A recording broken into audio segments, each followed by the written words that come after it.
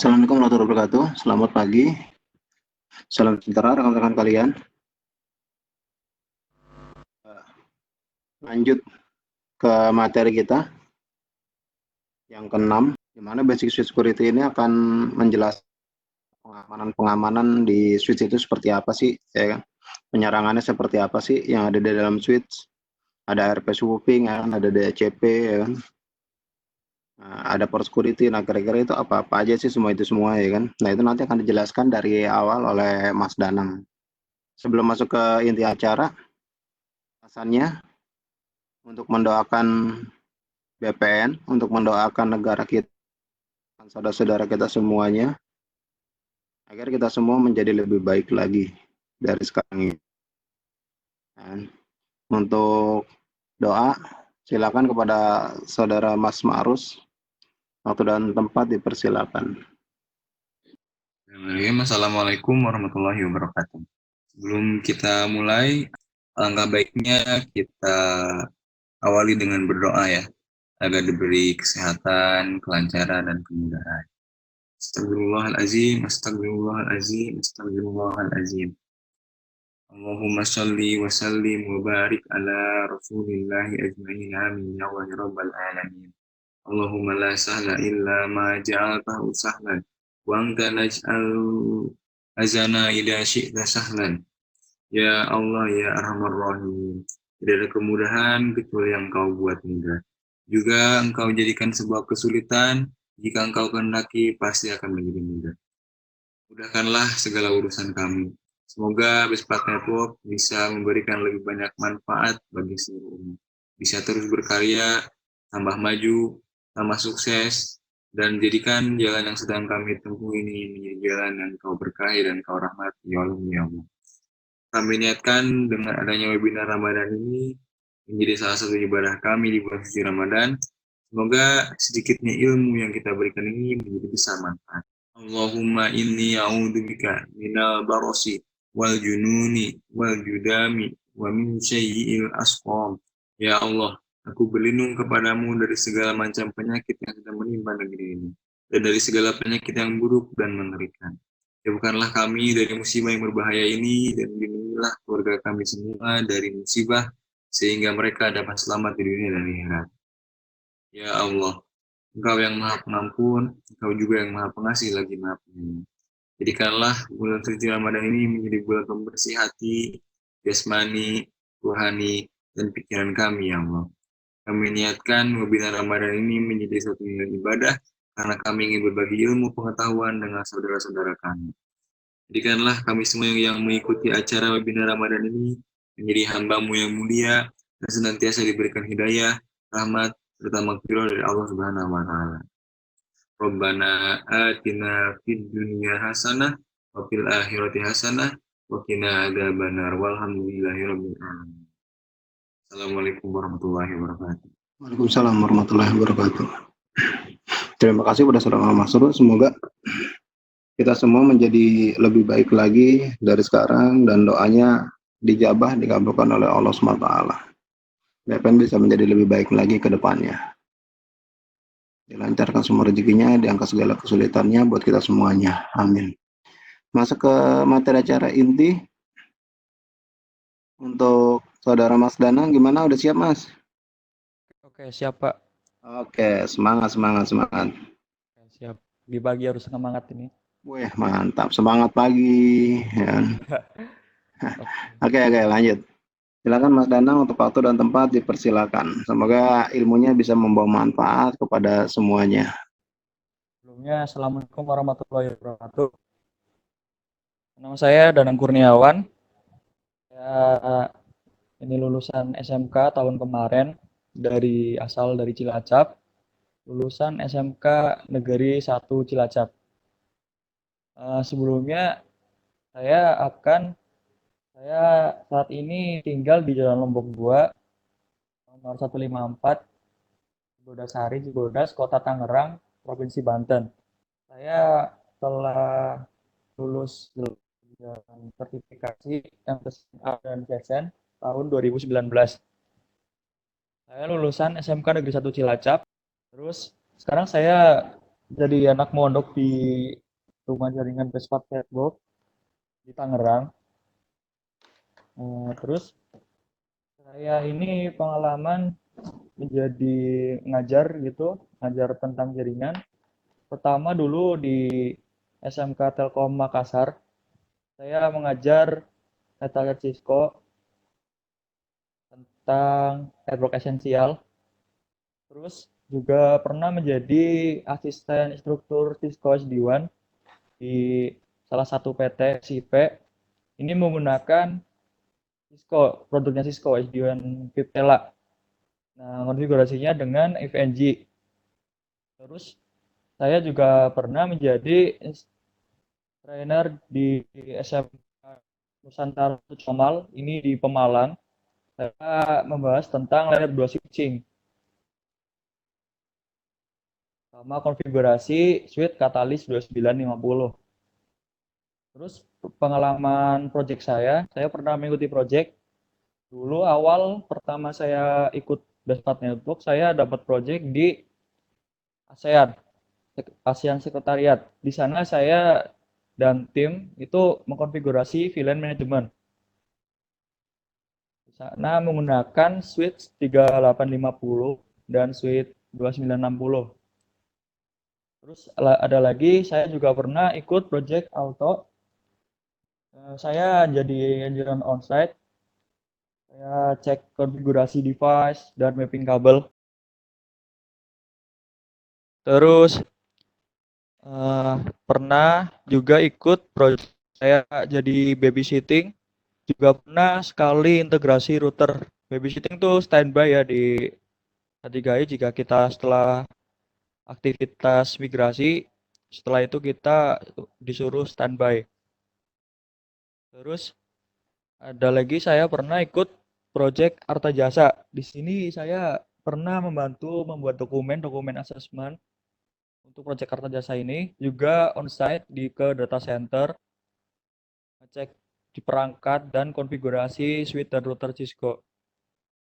Terus yang terakhir juga saya kemarin baru bulan April ini mengimplementasi stacking switch Catalyst 3750 dan switch Catalyst 3750 versi 2 di Servio Service Office.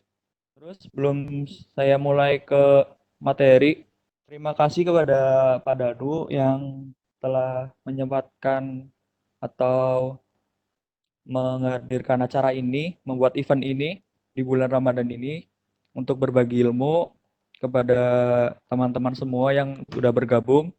Terima kasih juga kepada orang tua saya yang selalu mendukung saya dalam mengejar cita-cita saya.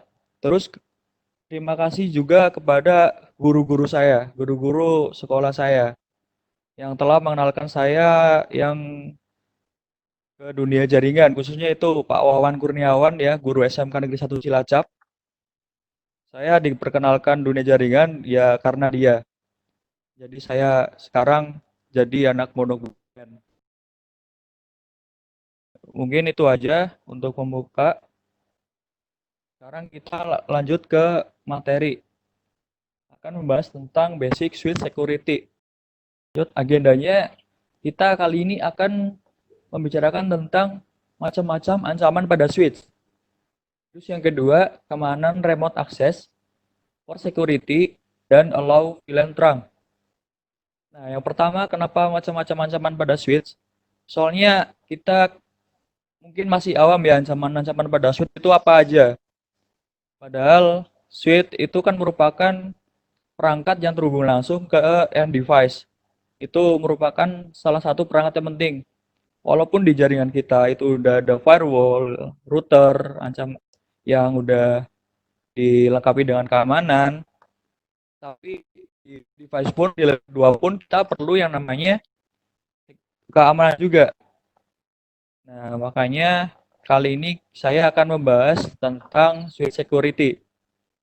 Kenapa switch security ini penting? Soalnya kalau dari switch-nya aja tidak aman, maka di atasnya bisa kena terdampak layer atasnya, kayak layer 3, terus firewall-nya bisa terdampak juga. Makanya di switch perlu keamanan. Tidak, ya jangan meremehkan switch ya, soalnya ya dia terhubung langsung ke device. Jadi si penyerang bisa jadi dia langsung ke aksesnya gitu di perangkat switchnya dan terhubungnya ke switch dulu. Nah, terus kita langsung aja bahas ke ancaman-ancaman pada switch itu apa aja. Yang pertama itu ada DHCP spoofing. Nah, ini dia itu di Microsoft Configuration Protocol. Kita mendapatkan IP, kita sebagai klien, sebagai device, kita mendapatkan IP dinamik itu ya dari DHCP server. Nah, DHCP server ini merupakan salah satu komponen penting dalam jaringan. Soalnya kita nggak tahu ini dapat IP dari mana, tiba-tiba kok terhubung aja ke jaringan gitu kan. Kita mesti nggak mikir ini ya, kalau orang awam nggak mikir, yang taunya ya bisa terhubung ke internet gitu. Tapi gimana kalau ada DHCP server yang palsu terhubung ke jaringan kita? Saat DHCP server mati, nantinya si DHCP palsu ini tiba-tiba mengambil alih si jaringan ini. Maka si klien bisa dapat IP. Si klien ini nantinya bisa dapat IP dari si DHCP palsu ini. Kan itu bahaya gitu.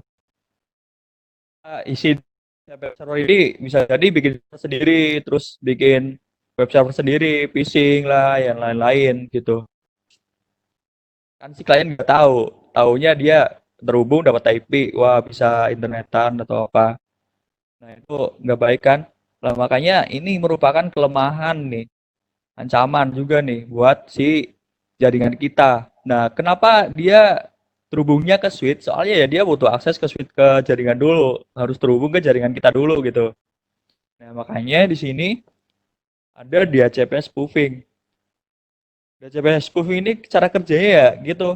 Jika DHCP server ini mati, maka nantinya si klien kan bingung nih mau nyari IP kemana gitu selain IP DHCP server ini. Nah, makanya nih ada penyerang iseng dia atau udah niatnya buruk, dia tiba-tiba masuk bikin DHCP server dengan ini. Nah, itu makanya kita perlu yang namanya untuk mengatasi ini ada DHCP snooping. Tapi kita nggak dibahas kali ini, soalnya kita akan membahas ancamannya terlebih dahulu aja. Terus ini bisa jadi DHCP snooping bahas kilas. Jadi nantinya kalau kita ada DHCP server asli, terus ada DHCP server palsu. Nah, kita konfigurasi di switch ini akses, terus switch yang terhubung ke server. Ini kita konfigurasi di interface-nya. Interface yang terhubung ke klien, ini kita nggak usah setting sebagai interface yang terpercaya. Ini soalnya kita konfigurasi aja terpercaya untuk terhubung ke end device. Tapi kalau ke uplink atau ke DHCP server, itu kita konfigurasi interface-nya sebagai interface yang terpercaya, yang trust. Nah, ini yang terhubung ke sini, terus ke server. Dan nantinya perangkat yang nggak terpercaya, dia nggak bakal bisa menjadi DHCP server yang terhubung ke link yang interface yang nggak terpercaya, dia nggak bisa jadi DHCP server. Yang jadi DHCP server cuma yang terhubung ke interface terpercaya gitu. Itu DHCP spoofing. DHCP snooping itu adalah cara mengatasinya dengan DHCP snooping. Nah, ini kurang lebih seperti ini DHCP spoofing. Ini tentang DHCP spoofing. Jadi untuk mengatasi DHCP spoofing ini kita harus setting di interface yang terhubung ke device, juga ke DHCP server, juga ke uplink-nya.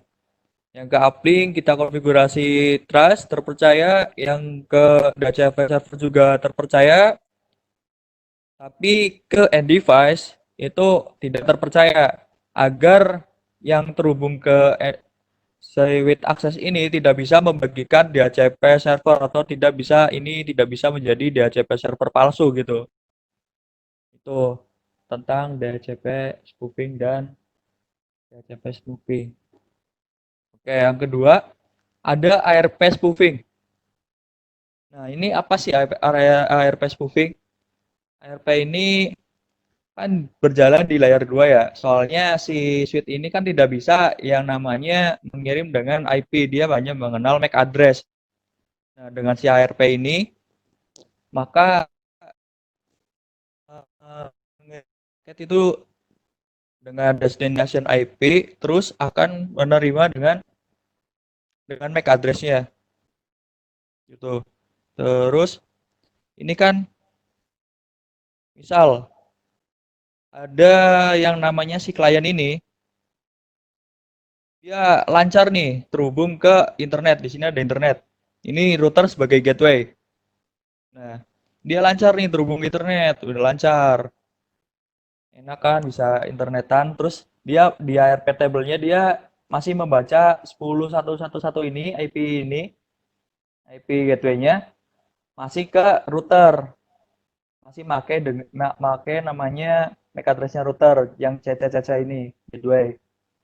Nah, tapi kalau ARP spoofing dia ada si penyerang ini masuk ke dengan terhubung melalui switch access, dia ini bikin yang namanya duplicate MAC address dari si gateway. Jadi si klien ini kalau mencari tujuannya 10.111 ini nantinya akan membaca MAC address-nya si attacker, bukan MAC address-nya si gateway lagi.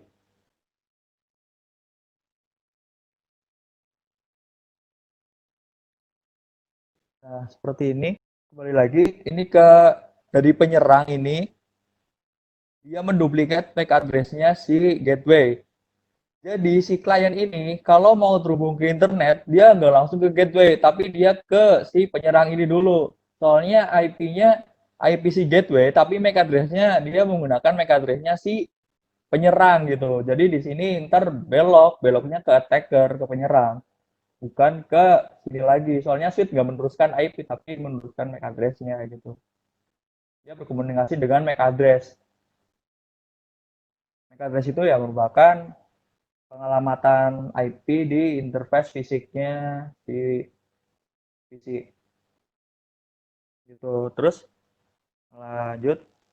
Nah, ini selanjutnya ada VLAN attack.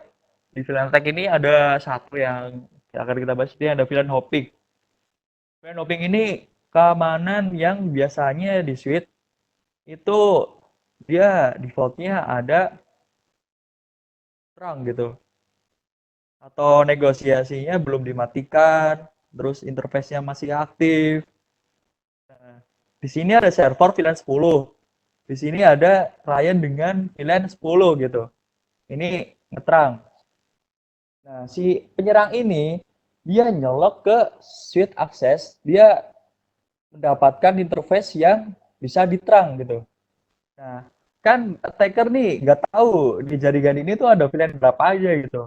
Ada VLAN 10, ada VLAN 20. Nah, sedangkan dia bingung nih mau pakai apa. Makanya dia ngeterang. Soalnya kalau terang itu dia melewatkan beberapa VLAN. Tapi kalau yang namanya akses satu aja itu dia cuma melewatkan satu VLAN 10 ini kan.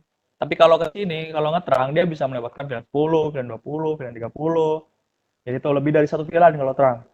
Nah, attacker ini dia pintar, dia menggunakan terang untuk mengakses si switch. Nah, dia bisa menggunakan VLAN mana aja gitu. VLAN 10 bisa, VLAN 20 bisa, VLAN 30 bisa. Makanya dia nantinya bisa mengakses si server, terus ke si klien. Kalau di sini ada lagi, dia bisa mengakses ke mana lagi gitu. Nah, attacker si penyerang ini menggunakan trik seperti itu. Itu namanya VLAN hopping. Makanya kalau untuk mengatasi VLAN hopping ini, kan di switch itu ada defaultnya tuh ada namanya negotiate. Nah, negotiate-nya tuh bisa di no negotiate di interface-nya. Terus sama kalau bisa tuh matiin aja port yang tidak digunakan gitu dalam switch. Nah, ini tampilan tag. Nah, ini ada tiga macam ancaman ya.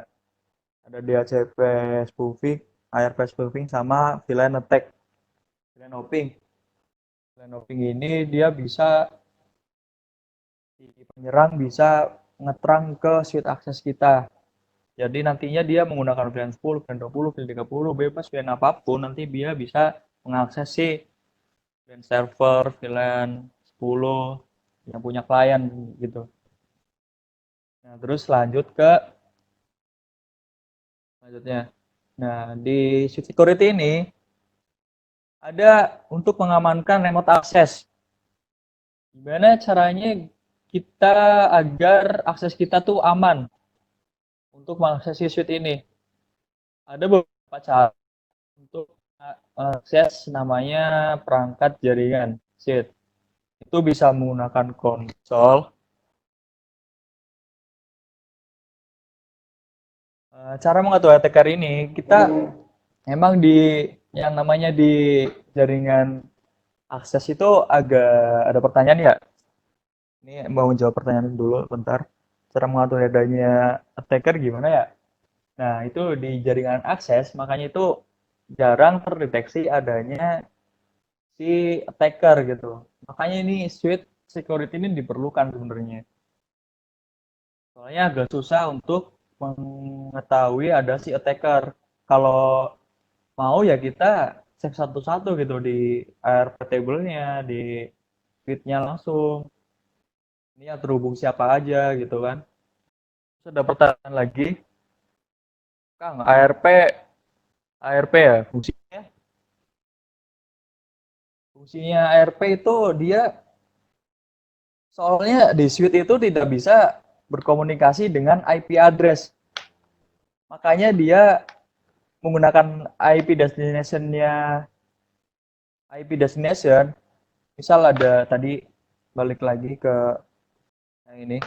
Misal nih, ini kan dia si destination si source ini dia nggak tahu MAC address-nya si IP 10.11, IP tujuannya. Nah, dia ngirim ke ini, nantinya dia mencari di ARP table MAC address-nya tuh yang mana gitu. Jadi nantinya si attacker ini reply dengan MAC address-nya dia gitu. ARP ini fungsinya ya buat komunikasi di switch. Soalnya si switch ini tidak bisa yang namanya komunikasi dengan IP address. Biasanya menggunakan MAC address. Untuk lebih lengkapnya nanti bisa dibantu sama Rai. Terus sekarang kita lanjut dulu bentar. Nah, switch security. Nah, kenapa kita perlu mengamankan remote access? Remote access ini jika kita mau konfigurasi si switch ya. Gimana caranya untuk mengakses si switch? Nah, ada dua cara. Ini ada in of band sama out of band. Yang in of band itu yang pertama itu ada konsol.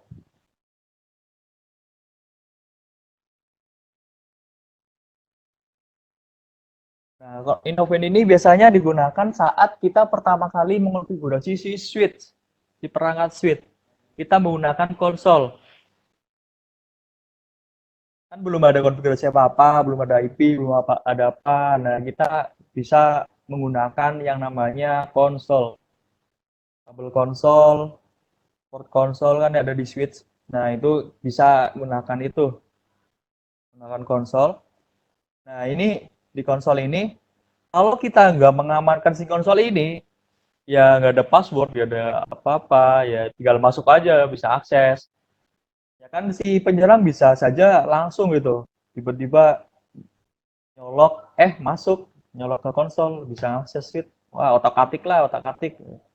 Nah, itu yang pemikirannya jahil tuh, bahaya itu. Makanya jangan beri kesempatan kepada penyerang mengakses si kita. Jadi kita perlu konsol, terus ada lagi out of band. Ini remote access kita. Itu ada dua. Kalau in of band ini kita harus konfigurasi dari konsol dulu. Terus kalau di switch itu menggunakan yang namanya SWI. IP di interface VLAN di switch. Untuk manajemennya si switch nantinya bisa menggunakan telnet dan SSH. Nah, ini alfabet ada dua, ada telnet sama SSH. Nanti kita bahas di slide selanjutnya. Terus ada lagi port security. Kenapa kita bahas port security? Soalnya kita tahu nggak sih dari tersebut itu kenapa dia bisa terjadi? Soalnya keamanan portnya kurang gitu. Keamanan portnya kurang gitu. Dia bisa nyolok ke portnya terus langsung terhubung. Nyolok ke portnya langsung terhubung kan itu portnya kan yang apa kurang keamanannya. Nah, makanya kita nanti akan bahas port security. Terus ada juga allow VLAN trunk. Nah, tadi masalah yang ancaman yang VLAN hopping. Kenapa semua VLAN bisa akses ke server yang VLAN 20, terus yang ke VLAN 10? Soalnya dia modenya trunk, melewatkan beberapa VLAN, melewatkan lebih dari satu VLAN. Nah, makanya kalau kita nggak atur allow VLAN di trunknya, ya nantinya bisa jadi kayak tadi si penyerang bisa pakai VLAN apa aja dan mengakses ke semua ini yang ada di kita. Allow VLAN trunk hanya mengizinkan VLAN yang boleh aja gitu. Kalau di jaringan kita punya VLAN 1020 ya izinkan VLAN 1020 aja gitu yang di trunk, tidak semua. Seperti itu allow VLAN trunk. Perlu dibahas juga di kali ini. Tadi menarik ya kita ngebahas tentang switch security ya. Ternyata switch security itu nggak hanya sekedar tinggal masang switch, nyolok, jalan. Nah ternyata nggak hanya seperti itu ya. Istilahnya kalau kita naik motor itu nggak mungkin cuma tinggal jalan motor, main jalan aja ya kan. Nah cara gitu bisa aja. Tapi jadi kendala kalau misalnya hal seperti itu adalah kita pasti harus memikirkan keselamatan juga dalam berkendara. Nah, nggak mungkin kita naik motor hanya main jalan aja ya kan. Otomatis kita harus ada keselamatan ya kan. Gimana memakai helm, ya kan, pakai jaket. Nah, itu untuk keselamatan kita juga. Kalau main jalan-jalan aja nggak ada masalah, kecuali kalau misalnya kita emang nggak ada target buat pengamanan. Nah, kalau misalnya kita ada target buat pengamanan, ya, nah itu baru kita harus membutuhkan udah masalah keamanan. Karena takutnya nanti kalau misalnya kita main jalan gitu aja, yang terjadi masalah adalah itu bisa mengganggu pada saat production. Dan pada saat nanti sudah lagi dipakai buat production, udah mulai bekerja, ya kan? Tapi tiba-tiba terjadi masalah. Nah, itu nanti bisa jadi masalah akan membuat makin delay lagi, makin bermasalah lagi dari di produksi lagi switch lagi produksi itu. Nah, jadi lebih baik kita harus mengamankan switch itu ya kan dengan beberapa metode yang diinformasikan oleh Mas Danang tadi. Nah, tekniknya tadi udah ada tuh. Nah, mulai dari VLAN hopping ya kan. Terus ada lagi port security. Nah, permainan VLAN itu juga ada. Nah, baru-baru ini kita lagi melakukan implement, kita dibuat dokumen gimana sih cara untuk melakukan hardening di switch ya. Hardening di switch itu jadi kita bisa melakukan salah satunya memainkan VLAN database. Nah, default VLAN database adalah VLAN 1. Nah, sebaiknya VLAN 1 ini jangan dipakai. Sebaiknya VLAN 1 ini jangan dipakai. Nah, jadi kita bisa memanfaatkan VLAN yang lain gitu. VLAN 1 ini adalah VLAN yang dipakai buat native, VLAN yang dipakai buat VLAN database, VLAN yang dipakai buat port, ya kan. Nah, jadi pada saat di port itu jangan digunakan. Nah, kita bisa menggunakan VLAN buat ranking, jangan menggunakan native VLAN 1, gunakan VLAN yang lain. Kita bisa gunakan VLAN yang lain untuk VLAN-VLAN yang unused yang ada di dalam port. Jadi default cara switch itu adalah VLAN 1. Jadi kita bisa menggunakan semacam kayak VLAN black hole, ya kan, VLAN 66 katakan. Nah, kita pasang VLAN 66 itu untuk port-port yang di switch yang nggak digunakan. Nah, untuk VLAN natif yang ada di switch untuk trunking kita bisa menggunakan VLAN lain, katakan VLAN 77 ya kan, atau VLAN 99 ya kan. Atau VLAN berapapun silakan. Gitu. Terus nanti untuk pengamanan VLAN lagi kita jangan sampai menggunakan VLAN 1 sebagai VLAN manajemen. Nah, lebih VLAN manajemen itu menggunakan VLAN yang lain, jangan VLAN 1. Jadi VLAN 1 itu khusus buat default VLAN aja. Nah, default VLAN, jadi jangan dipakai. Ya, udah selesai Mas Danang? Nah, lanjut. Tadi kita udah ngebahas tentang VLAN ya. Nah, dari beberapa VLAN ini kita udah ngamanin mulai dari VLAN database-nya. Nah, VLAN database itu khusus menggunakan VLAN 1 aja. Terus nanti di VLAN database itu lebih baik kita menggunakan name juga. VLAN name-nya lebih baik kita menggunakan VLAN name sesuai peruntukannya. Nah, tadi ada beberapa default yang casement template lah, template yang bisa kita gunakan untuk semua switch ya. Seperti tadi katakan VLAN 1 itu khusus buat native ya kan, buat default VLAN. Terus kita bisa menggunakan VLAN 66 itu untuk VLAN black hole. Jadi misalnya kita menggunakan 12 port switch 1 sampai 12. Nah, kalau kita memilih 24 switch, jadi dari mulai port 13 ke port 24. Nah, itu kita jangan menggunakan VLAN 1. Nah, kita menggunakan VLAN black hole tadi. VLAN black hole itu jadi udah nggak ada ujungnya lah. Yang nggak kemana-mana, khusus buat komunikasi di dalam itu aja. Nah, VLAN black hole ini kita bisa menggunakan katakan VLAN 66. Nah, VLAN 66 ini itu jangan sampai kita menggunakan sebagai native VLAN dan juga jangan sampai digunakan untuk VLAN manajemen. Nah, masing-masing itu nanti berbeda peruntukannya. Nah, beranjak dari situ nanti kita bisa memanfaatkan juga tadi tuh masalah ARP. Nah, sebaiknya kalau misalnya memang benar-benar ada kendala di dalam jaringan, bisa jadi karena umumnya adalah perusahaan itu dia memanfaatkan satu kabel buat nyolok ke PC. Nah, tapi ada beberapa karyawan yang membutuhkan untuk di-extend. Nah, jadi kayak ada power di mana satu power itu buat beberapa. Nah, sama dalam jaringan juga ada satu UTP jadi dibutuhkan buat beberapa. Nah, ini sebenarnya masalah keamanan juga mempengaruhi di sini. Ini potensi banget bisa membuat down jaringan. Kenapa? Bisa terjadi looping STP. Gitu. Selain masalah menghabiskan resource, ya kan, masalah keamanan data, nah dia bisa membuat down jaringan kita juga. Kalau kita menggunakan VLAN unmanaged dicolok yang tidak terregister. Gitu. Oke, udah ya. Lanjut dulu sama Mas Danang, silakan. Nah, selanjutnya nih, yang pertama itu konsol. Konsol ini kan merupakan akses langsung ke perangkat switch.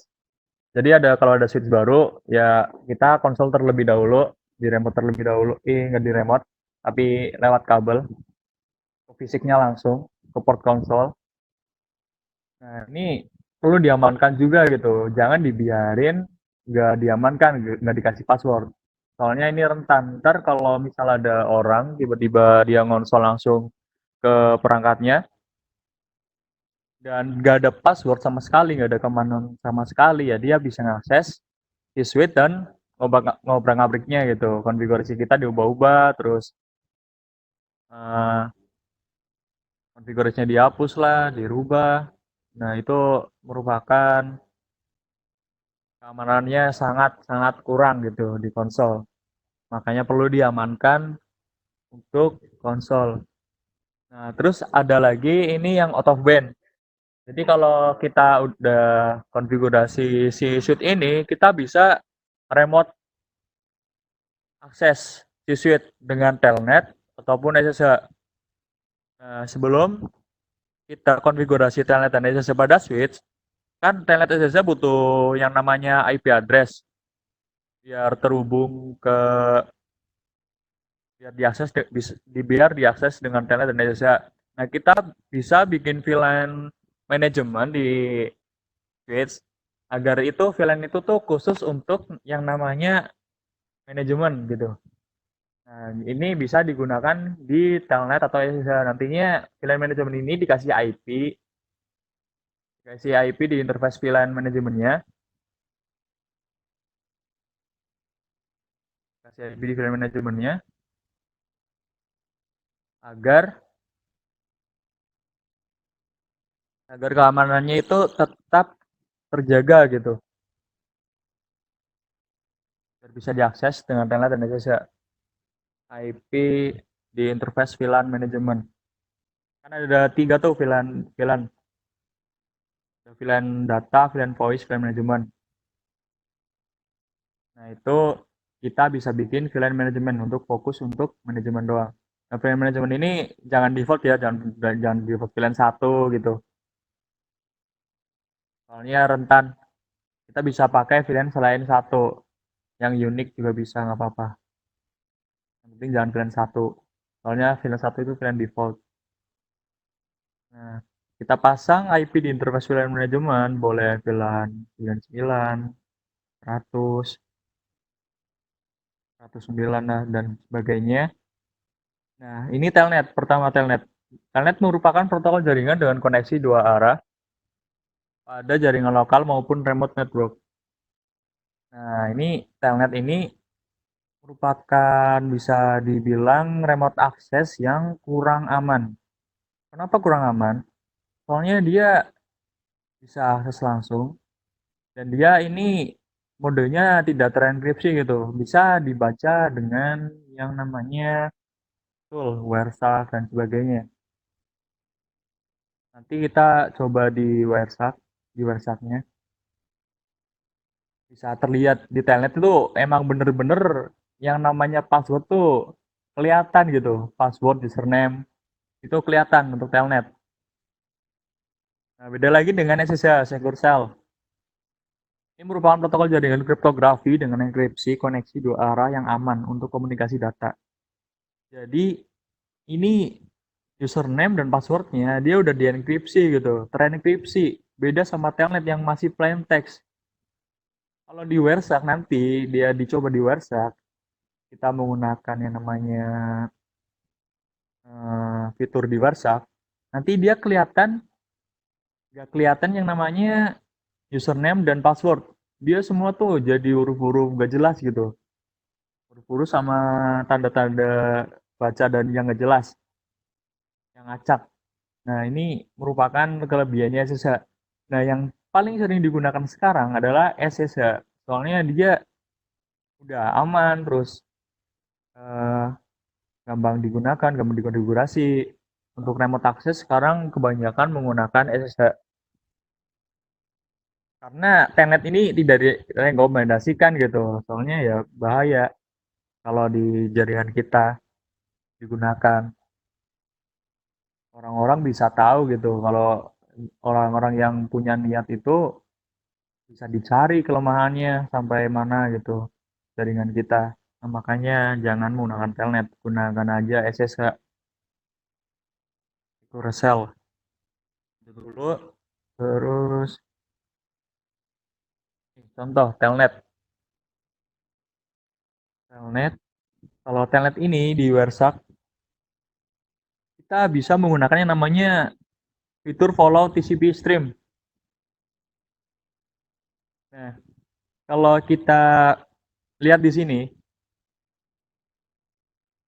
kayak saya coba kirim di grup IT networking gambarnya, contohnya yang SS ini kan mungkin di sini nggak kelihatan nih ada tulisan telnet atau apa ini kan nggak jelas. Nanti bisa saya kirim. Nah, untuk telnet ini di WireShark ada fitur yang namanya follow TCP stream. Ini ada di analyze, di fiturnya ada di analyze. Bisa dicoba nanti kalau misal kita akses si switch dengan telnet, kita hanya langsung aja gitu telnet ke IP-nya si switch.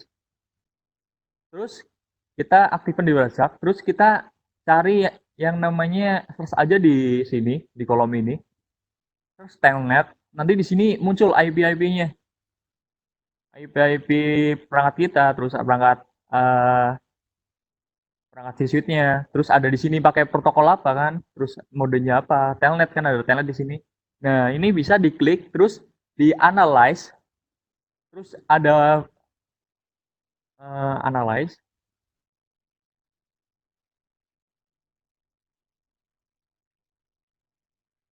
Terus ada follow. Ntar kalau kita klik analyze. Terus ada yang namanya TCP stream. Nah, kalau udah buka di TCP stream, itu bakalan kelihatan gitu. Buktinya kalau si telnet ini nggak aman, bener-bener nggak aman. Soalnya apa? Bisa kita lihat di sini. Ini ada username, password, password privilege mode-nya juga kelihatan banget. Kalau misal kita udah konfigurasi di Cisco-nya itu secret gitu, terus udah dienkripsi, tetap aja gitu di TCP stream ini bakalan kelihatan. Soalnya ini melihat apa yang udah kita ketik gitu di awal telnet kita, pas ke telnet. Masukin username sama password itu bakal kerekam di sini, bakal ke capture. Nah, di sini kan kelihatan nih. Ini username ini Bob. Terus passwordnya Cisco. Terus ada lagi untuk masuk ke privilege mode itu passwordnya ternyata kelas gitu. Nah, kan ini sungguh-sungguh nggak aman gitu kan. Kalau misal si penyerang ini punya keahlian ini gitu di bidang hacking gitu kan. Nih tiba-tiba dia akses kayak gini, bisa mengetahui username dan password terus ngotak-atik ke di suite kita, itu kan bahaya. Oh iya, ini telnet sama SSH ini nggak cuma dipakai di suite ya, dia juga dipakai di router gitu. Sebenarnya saya udah bikin percobaan tapi yang namanya ini ganti laptop jadi nggak bisa saya coba dulu soalnya ada kendala kan. Ya, tadi delay. Mungkin bisa jelasin ini terus nanti bisa praktekkan sendiri terus kalau misal ada pertanyaan atau itu bisa di kolom chat atau bisa nanti kalau udah selesai materi ini bisa PM saya kalau misal mau nyoba-nyoba gini.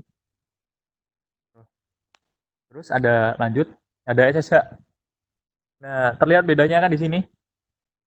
Di sini ada tulisan SSH, dia menggunakan SSH versi 2. Soalnya versi 1 tuh nggak tahu alasannya kenapa dia nggak direkomendasikan gitu. Jadinya ke SSH versi 2 aja yang udah lebih aman. Nah, di sini terlihat kalau di follow TCP stream, SSH ini nggak kelihatan gitu username-nya apa, password-nya apa, semuanya udah terenkripsi otomatis menggunakan kriptografi. Nah, di sini kan udah kelihatan banget ini nggak jelas banget gitu kan. Mana nih username terus mana password? Nggak kelihatan di sini. Nah, itu makanya SSH itu baik digunakan gitu. Soalnya untuk mencari kelemahannya SSH, mencari passwordnya, username-nya di SSH itu susah untuk menggunakan tool Wireshark ini. Seperti itu. Seperti itu. Nah, gimana cara konfigurasi SSH ini? Kita bisa bikin topologi seperti ini, ada switch 1 sama PC 1. Nah, di switch ini di interface VLAN berapapun, tapi VLAN manajemen, kita kasih IP ini kan, 172.17.99.11. Nah, nantinya ini akan bisa di remote SSH dengan PC 1. Nah, ini harus satu network ya. Satu network. Kalau bisa ini ntar harus di sini akses juga, mode akses. Nah, cara konfigurasinya yang paling utama dalam konfigurasi SSH ini kita harus bikin namanya IP domain name Cisco, terus crypto key generate RSA ini, terus masukkan yang namanya ya SRSA-nya berapa, terus username admin secret PSNA. Di sini menggunakan secret soalnya lebih aman juga kalau di Cisco. Kalau di Cisco running config dia juga akan renkripsi gitu. Dia bukan munculin password yang tulisannya SSNA doang gitu, tapi nantinya ada akan angka, huruf gitu yang nggak jelas, nggak berurutan. Nah, makanya kita menggunakan secret. Kalaupun kita ada dua konfigurasi, misal ada username admin password SSNA, terus kita bikin lagi username admin secret SSNA. Itu yang bakal dipilih sama si suite ini mesti bakalan yang secret SSNA, secret ini. Secret soalnya dia lebih aman gitu dibanding password biasa. Lanjut, kita ke line VTY 015. Ini 015 ini merupakan sesi dari SSH. Mau berapa sesi di sini? Jadi ada 0 sampai 15 itu ada 16 sesi. Nah, terus ada transport input SSH. Ini transport input SSH ini digunakan untuk fokus ke SSH. Jadi remote access ini nggak bisa telnet. Nggak bisa telnet dia. Dia ya cuma bisa diakses dengan SSH. Terus ada login lokal. Kalau login lokal ini kita bisa digunakan untuk nantinya kalau kita mengakses SSH, kita menggunakan username dan password ini gitu. Username admin sama secret CCNA. Passwordnya CCNA, username-nya admin. Nah kan IP SSH versi 2. Oh ya, di sini ada yang tahu nggak? Yang kurang apa? Kita mesti kalau di suite default, terus kita konfigurasi seperti ini doang, nanti mesti ada salah satu output error saat kita coba akses si suite. Kira-kira apa? Dari konfigurasi ini ada yang kurang nih? Ada yang tahu? Bisa di kolom chat. Ya, yang kurang di sini adalah hostname. Jadi hostname ini di SSH tuh wajib gitu. S1, ini hostname-nya S1. Karena udah diubah, jadi konfigurasinya cuma seperti ini. Coba aja kalau kita nggak konfigurasi hostname-nya, mesti nanti ada output error suruh mengganti hostname-nya, hostname si switch. Seperti itu SSH. Ini konfigurasi SSH. Selanjutnya, nah sekarang kita udah masuk ke port security. Sebelumnya kita coba ada pertanyaan tidak mengenai konfigurasi SSH. Oh tadi ada jawaban, belum masukin secret buat masuk privilege. Nah ya itu benar juga. Oke, ada yang merhatiin juga ternyata. Terima kasih Mas Tegar. Soalnya kalau kita nge-telnet atau nge-SSH terus kita udah bisa akses tapi kita tidak bisa masuk ke privilege mode atau konfigurasi. Soalnya kita nggak ada yang namanya password di privilege mode gitu. Itu juga bisa caranya enable passwordnya apa, terus enable secret passwordnya apa, itu bisa digunakan. Tuh, password di privilege mode. Terus izin bertanya, bedanya SSH versi 1 sama SSH versi 2 apa ya? Nah itu, di SSH versi 1 itu saya belum tahu alasannya kenapa dia tidak direkomendasikan untuk digunakan. Karena soalnya ada kurang keamanan gitu. Kalau SSH versi 2, dia lebih banyak enkripsinya dibanding SSH versi 1. Jadi kayak di SSH versi 1 tuh masih belum sempurna gitu enkripsinya. Tapi di SSH versi 2, dia udah sempurna dan udah keamanannya terjamin. Seperti itu. Terus ada yang jawab lagi ya ini, no domain lookup. No domain lookup. Ini kita masukin IP domain name kalau di SSH. Ya, tadi hostname udah dijelaskan. Ini udah S1 makanya udah coba itu makanya di sini nggak ada yang namanya konfigurasi hostname. Ini ya, jadi kurang di sini tuh ada hostname sama password untuk privilege mode. Oke, seperti itu untuk konfigurasi SSH. Lanjut nih. Kenapa kita menggunakan port security? Alasannya mengapa gitu? Kita udah lihat tadi di macam-macam serangan pada switch. Udah terlihat itu serangannya itu semua nyolok pada port switch gitu. Tiba-tiba langsung terhubung aja kan gitu. Nah itu merupakan salah satu ancaman itu kelemahannya switch kalau portnya ini nggak diamankan. Jadi kita perlu yang namanya port security.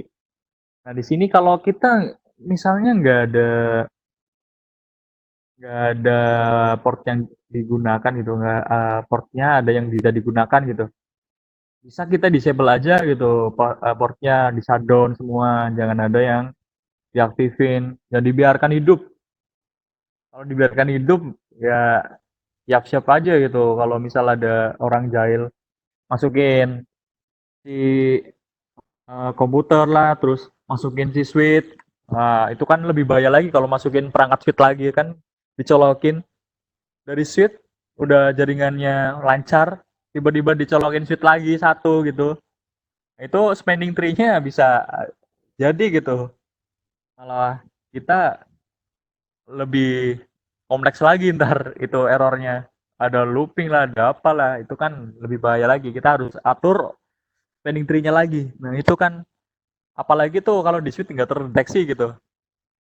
Susah untuk mendeteksi kalau ada yang namanya tambahan device atau perangkat yang terhubung ke dia.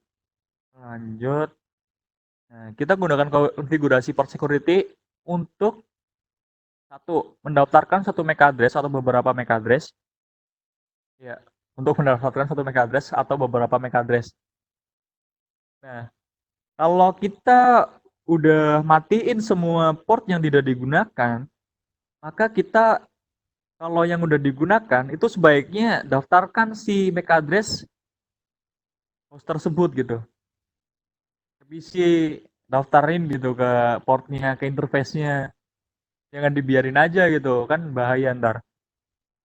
Ntar dia apa misal si komputer ini udah terhubung, ada yang nyabut gitu, nyabut terus main colok pakai laptop lain. Nah dia langsung terhubung ke jaringan kita bisa kan.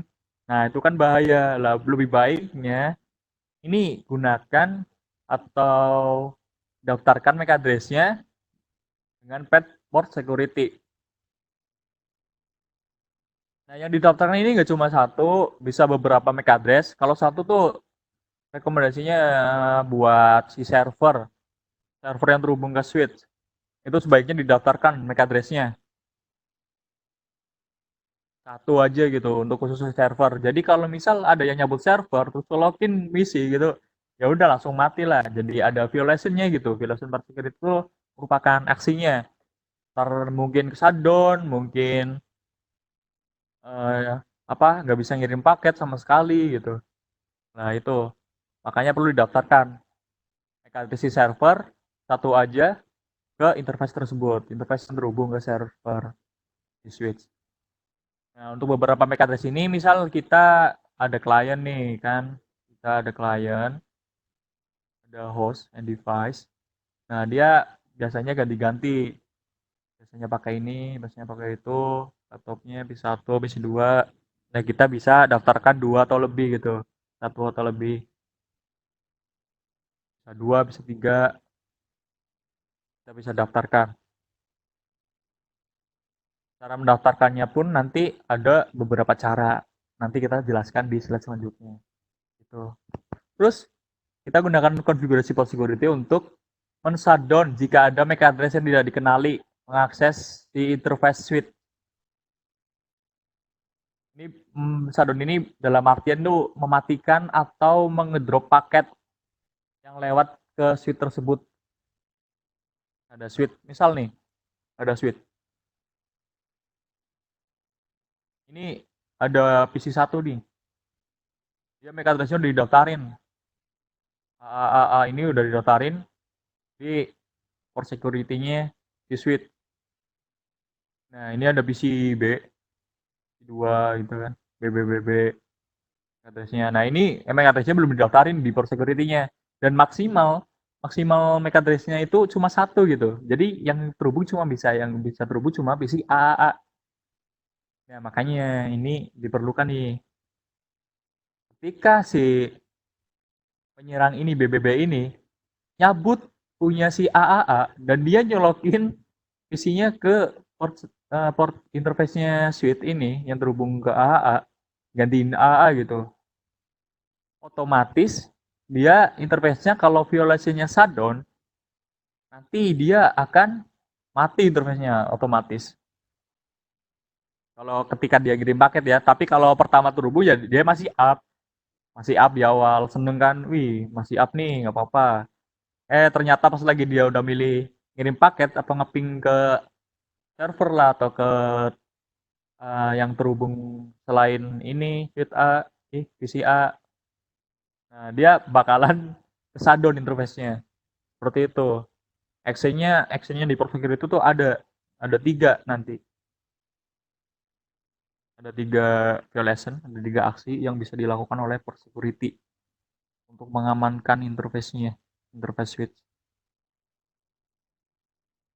Oke, lanjut. Jika ada pertanyaan silakan. Berapa maksimal MAC address yang bisa dipasang atau didaftarkan dalam satu port? Yang bisa didaftarkan di totalnya itu bisa dicek di Cisco Packet Tracer atau di perangkatnya langsung kalau punya. Jadi itu maksimum MAC address-nya 1 sampai 132. Ini di suite 2960, tapi saya kurang tahu kalau di suite yang berbeda seri. Gitu. Ini 1 sampai 132 MAC address yang bisa didaftarkan di satu interface switch. Cara mendaftarkan MAC address-nya.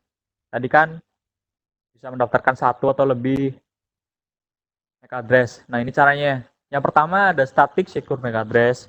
Yang kedua ada dynamic secure MAC address. Yang ketiga ada sticky secure MAC address. Nah, static ini kita memasukkan MAC address-nya secara manual.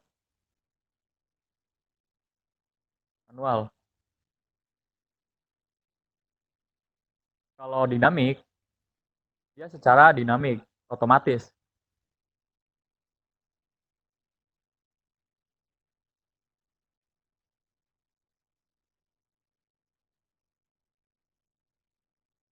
Terus ada sticky. Kalau sticky ini bisa manual, bisa dinamis. Ada 2 ya, bisa manual, bisa dinamis.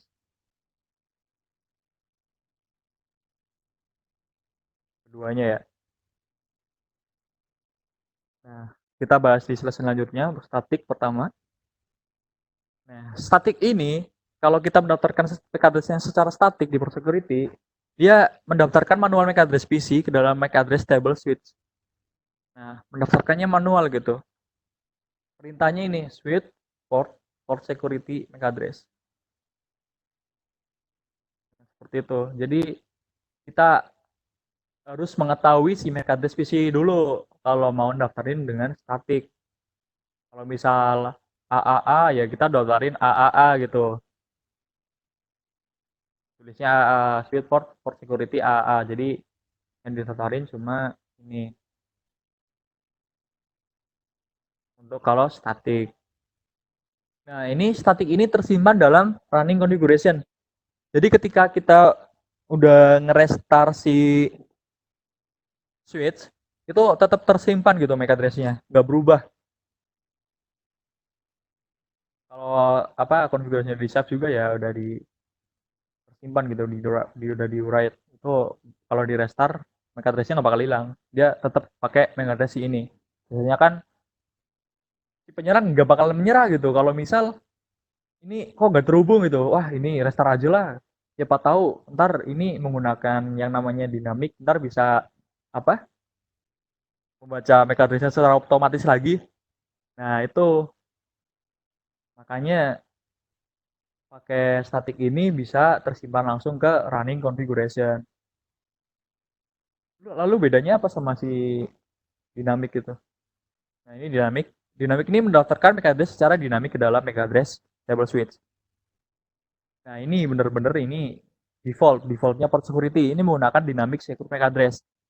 Kalau kita nggak konfigurasi MAC address-nya secara static atau sticky, ya dia pakainya dynamic secure MAC address gitu. Dia mendaftarkan MAC address secara dinamik ke dalam MAC address table switch. Ya, MAC address pertama yang nyolok visi MAC address visi pertama yang nyolok ke port tersebut di switch, ya dia yang bakal didaftarin ke MAC address table-nya switch gitu. Misal nih, ada switch. Ini menggunakan dynamic secure MAC address. Ada di FA01 ada yang terhubung nih. Visi 1 misal. Nah, ini udah didaftarin, terus dicabut sama dia, terhubung ke isi 2. Ya, pasti tetap terhubung, masih bisa, soalnya ya dinamik, namanya dinamik, dia bisa baca terus-terusan gitu. Ini defaultnya, jadi nggak ada keamanan sama sekali sih kalau pakai dinamik ini. Nah, ini jika switch di restart, maka si switch akan membaca ulang MAC address lagi. Dia membaca MAC address lagi kalau di restart si switch ini. Seperti itu. Dynamic secure MAC address. Baiknya kita gunakan static atau sticky aja. Keamanannya lebih baik gitu. Nah, ini sticky secure MAC address. Kalau sticky ini dia kan bisa keduanya tuh, bisa dinamik, bisa manual. Dan ini udah tersimpan dalam running configuration. Jadi kalau udah terbaca secara dinamik atau terbaca secara manual, masukin manual, itu udah otomatis tersimpan di running configuration gitu. Kalau di restart nggak apa-apa, dia masih membaca MAC address yang udah didaftarin. Perintahnya ini switchport, port security, sticky.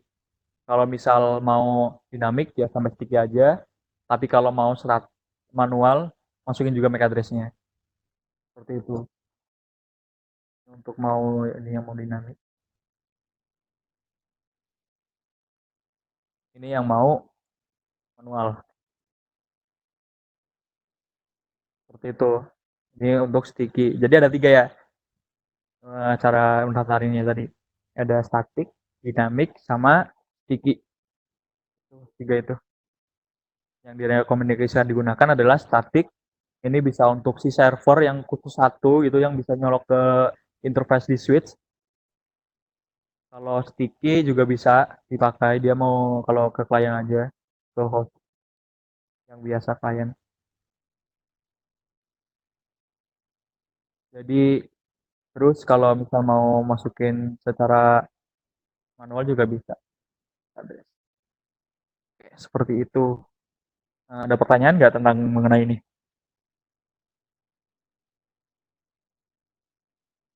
Ada pertanyaan dari Mas Triyono ya. Port security itu bisa nggak dipakai kalau port itu dia terchannel atau LCP, Pak?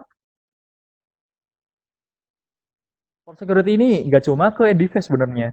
Kita bisa ke atasnya gitu, kayak ke perangkat routernya gitu. Tapi kan itu yang namanya router atau switch lagi, kan itu MAC address-nya berubah-ubah gitu. Banyak MAC address yang lewat ke yang namanya ke MAC address table-nya switch itu banyak yang lewat gitu. Walaupun kita udah daftarin si apa MAC address-nya interface ini router atau ini, nantinya bakal tetap gak konsisten gitu. Ntar soalnya banyak MAC address yang lewat ke jaringan, gak cuma satu MAC address. Karena port security ini digunakan sebenarnya untuk mengamankan yang terhubung ke end device. Seperti itu. Mungkin kalau digunakan di Ether channel atau LCP itu gak direkomendasikan ya menggunakan port security. Bisa sih bisa, tapi jangan. Soalnya di switch dia melewatkan banyak MAC address, nggak bisa didaftarin satu-satu gitu, nggak bisa. Seperti itu. Nah, gitu ya Pak Riono. Ada pertanyaan lagi? Misal kita memasukkan MAC address secara dinamik, kemudian switch-nya di restart, apakah MAC address-nya tersimpan atau switch akan membaca ulang MAC address? Kalau yang dinamik, kan ada static, dinamik, sama sticky. Kalau dinamik itu defaultnya port security. Dia nggak aman gitu, dia bakal baca ulang terus kalau di restart. Tapi kalau sticky, dia secara dinamik, yang port yang nyolok pertama ke port tersebut, dia bakalan baca dan tersimpan kalau walaupun udah di restart gitu. Tapi kalau yang dinamik ini, ini dia nggak bener-bener nggak aman. Restart dia bakalan membaca ulang. Tapi kalau yang sticky ini dia nggak membaca ulang. Kecuali dicabut dulu, terus di restart, terus colok lagi, ini tuh bisa jadi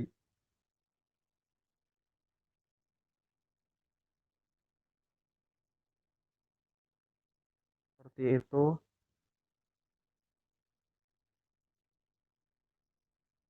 Oke, lanjut ke selanjutnya. Nah, ini kita ke violationnya. Violation ini merupakan action yang akan terjadi jika udah dikonfigurasi port security. Yang pertama ada protect, restrict, dan shutdown. Kalau shutdown ini kita mulai dari mana dulu? Dari bawah dulu aja ya. Soalnya di shutdown ini default ya, defaultnya port security. Jadi tanpa kita atur violationnya apa, gitu, itu bakalan otomatis violationnya adalah shutdown. Nah, shutdown ini dia kalau misal ada terhubung, ada switch, terus ini ada PC 1, ini udah didaftarin dan maksimalnya 1. Kita untuk contohnya lebih gampang, maksimalnya 1. Nah, ketika ada yang mau nyolok ke ini interface ini, anggapnya flash level 1. Nah, ini dicabut terus diganti sama PC 2 gitu. Nah, maka ini up pertama, untuk awal up gitu terhubung. Bisa akses itu, tapi nggak bisa akses sih. Sebenarnya dia cuma up bentar, tapi ketika dia ngirim paket, otomatis si interface ini dia bakalan shutdown. Nah, dan interface-nya ini bakal R disable. R disable tuh kayak nanti bakalan yang namanya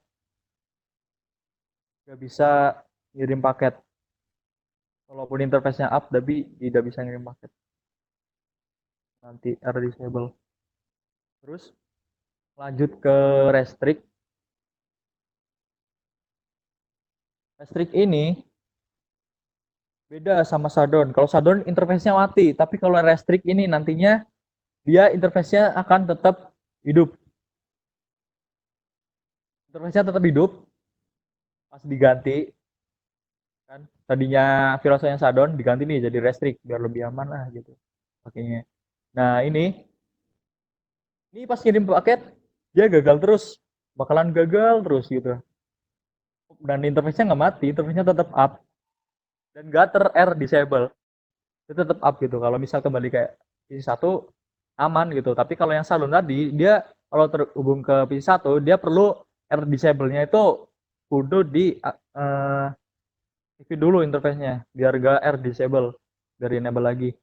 Jadi dia bisa kirim paket lagi gitu. Makanya ntar R disable ada di belakangan. Kita bahas lagi. Nah, seperti itu. Kalau restrict ini tetap up tapi tidak bisa yang namanya mengirim paket di PC penyerang. Kedua. Selanjutnya protect. Protect ini sama kayak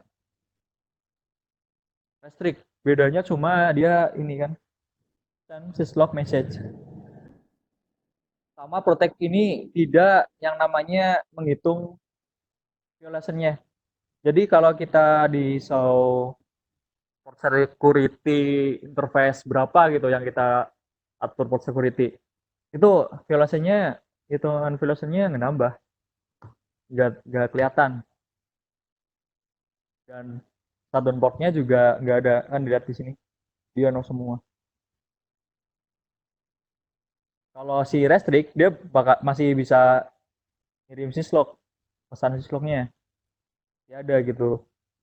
Kalau ini juga masih bisa yang namanya menambah perhitungan violation. Sudah terjadi berapa kali ini yang nyambung gitu kan. Seperti itu bedanya shutdown, restrict, dan protect.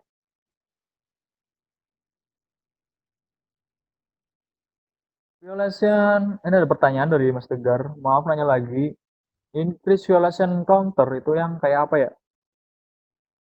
Ini increase violation counter ini merupakan penambahan violation counter. Berarti saya coba itu kalau di misal kita ada interface yang nyambung ini udah berapa kali gitu yang nyambung ke situ.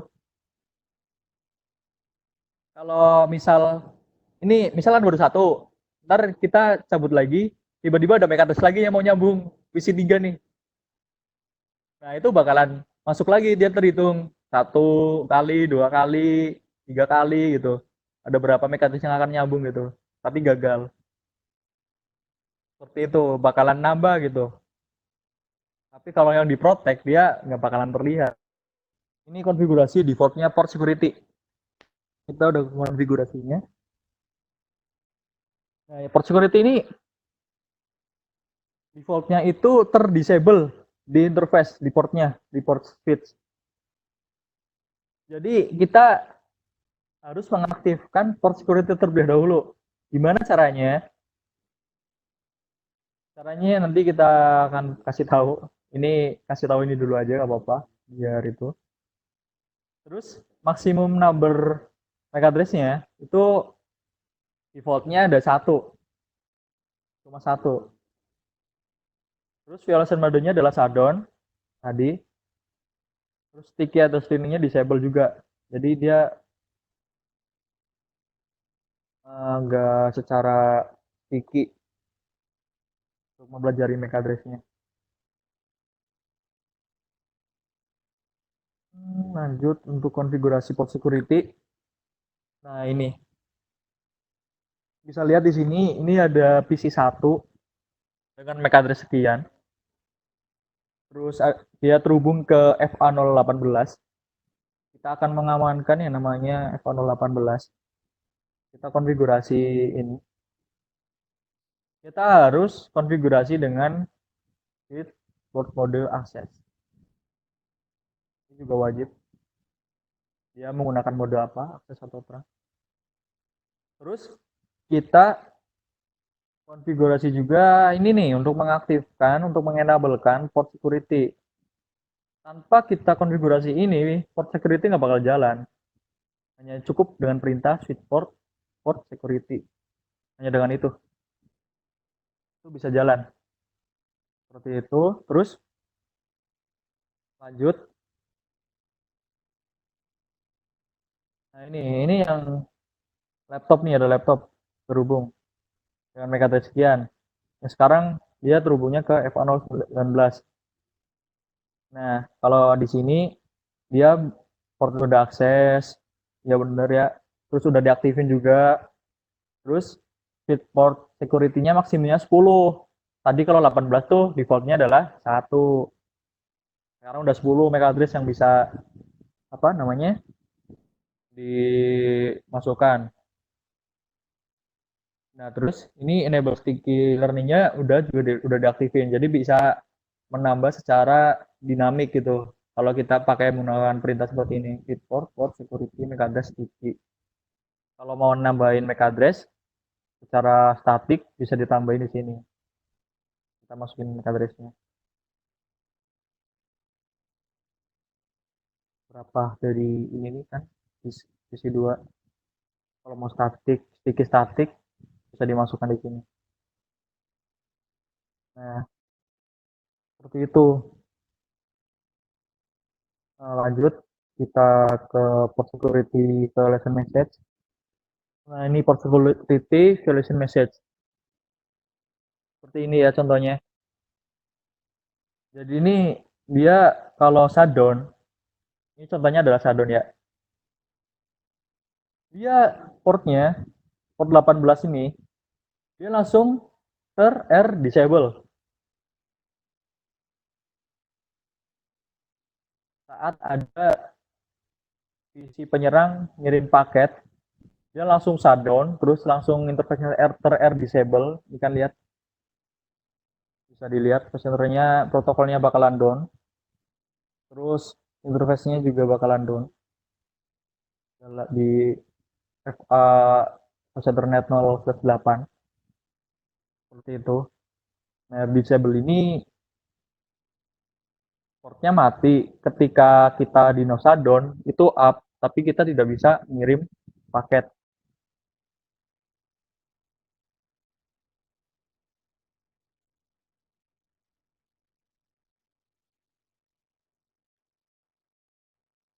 Ini, ketika kita verifikasi untuk interface-nya FA 0/8 ketika ada si penyerang, interface-nya bakalan disable, terus for security enable, terus security-nya down, dia jadi down per statusnya, tulisannya shutdown, ya kan defaultnya MAC address-nya 1. Nah ini security violation count tadi ini yang kalau nambah, kalau protect dia nggak bakal nambah, tapi kalau misal dinamis sama static itu bakalan nambah.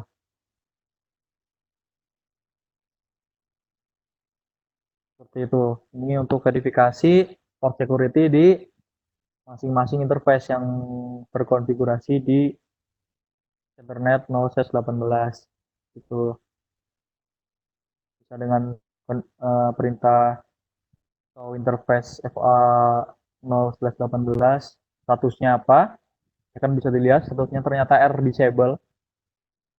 Terus di sini kita lihat juga di FA 08 tuh udah terjadi gimana. Ini udah 1 kali dia ada action yang terjadi, mati interface-nya, maksimumnya MAC address-nya 1, statiknya nggak diaktifin keying. Terus udah itu alasannya add-on. Oke. Ada pertanyaan, egging time tuh buat apa ya? Egging time tuh kayak beri waktu bagi si port di interface.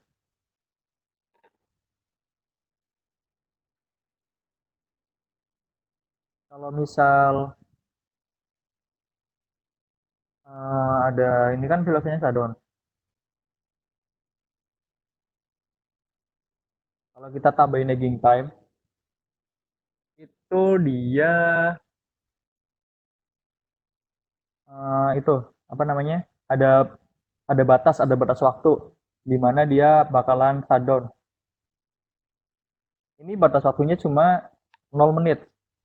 Jadi ketika ada yang nyolok, dia langsung mati gitu, shutdown. Tapi kalau kita atur egging time-nya berapa menit, itu bisa yang namanya shutdown-nya tuh tidak langsung. Seperti itu kurang lebih. Terus gimana nih cara aktifin lagi port yang R disable? Caranya dengan shutdown, no shutdown. Nggak bisa langsung no shutdown gitu. Kenapa? Ada yang tahu nggak? Bisa kita bisa diskusi di kolom chat. Nggak bisa otomatis. Pak Mas Triono ada pertanyaan, yaitu bisa nggak saya Pak otomatis up lagi kalau violasinya shutdown? Nggak bisa. Walaupun udah daftarin si MAC address-nya itu, dia nggak bisa bakalan langsung aktif, itu nggak bisa. Karena dia ter-R disable. Hanya dia harus diaktifin dulu dengan shutdown. Kalau namanya apa namanya no shutdown langsung dia nggak bisa. Selanjutnya kita akan lanjut ke, nah ini yang terakhir, allowed VLAN trunk. Di situ itu ada keamanan VLAN juga. Untuk mode terang dan mode akses ada 2. Ada mode terang yang pertama. Kalau mode terang ini dia tuh bedanya sama akses, dia bisa melewatkan lebih dari 1 VLAN. Jadi VLAN berapapun ini bisa lewat. Lebih dari 1. Misal ada 10 VLAN, dia bisa lewat. Kalau mau misal switch itu bisa digunakan ya namanya, Kalau ada cuma VLAN satu, hanya VLAN satu atau VLAN 10 aja gitu. Ada VLAN 10 cuma satu VLAN yang lewat, itu bisa aja pakai akses. Tapi kan biasanya kalau switch ke switch itu ada beberapa VLAN. Jadi pakainya terang, tidak menggunakan yang namanya akses. Seperti itu, Kak. Terus kalau kita ke end device,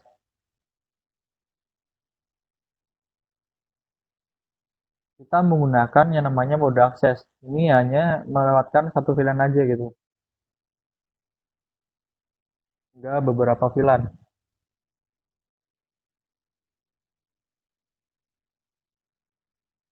Kalau misal PC ini dia mode akses ke VLAN 10, jadi hanya meneruskan VLAN 10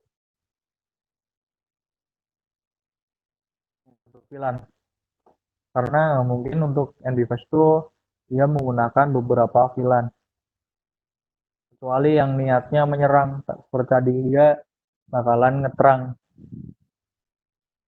untuk mengetahui VLAN-VLAN yang ada di jaringan.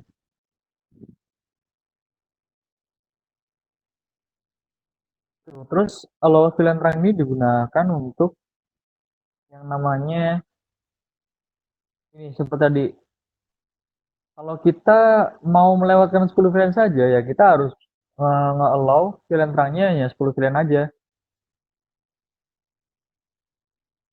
Kalau kita nggak setting allow VLAN-nya berapa, ya walaupun VLAN-nya cuma ada 10, itu bakalan semua VLAN tetap aja lewat itu selain VLAN 10. Selain 10 VLAN ini loh. Jadi bisa lewat semua, bisa diterusin semua. Makanya kita butuh yang namanya allow VLAN terang agar VLAN yang terdaftar aja, yang di allow aja yang bisa lewat.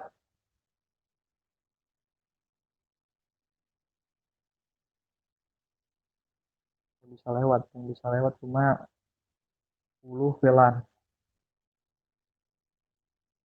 Seperti itu.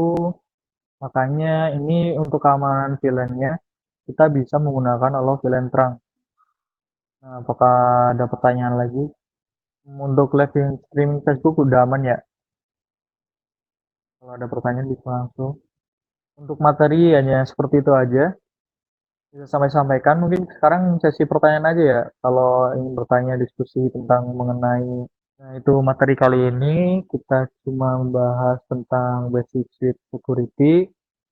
Ada macam-macam ancaman pada switch, terus keamanan remote access, terus ada port security, ada lagi allow VLAN terang.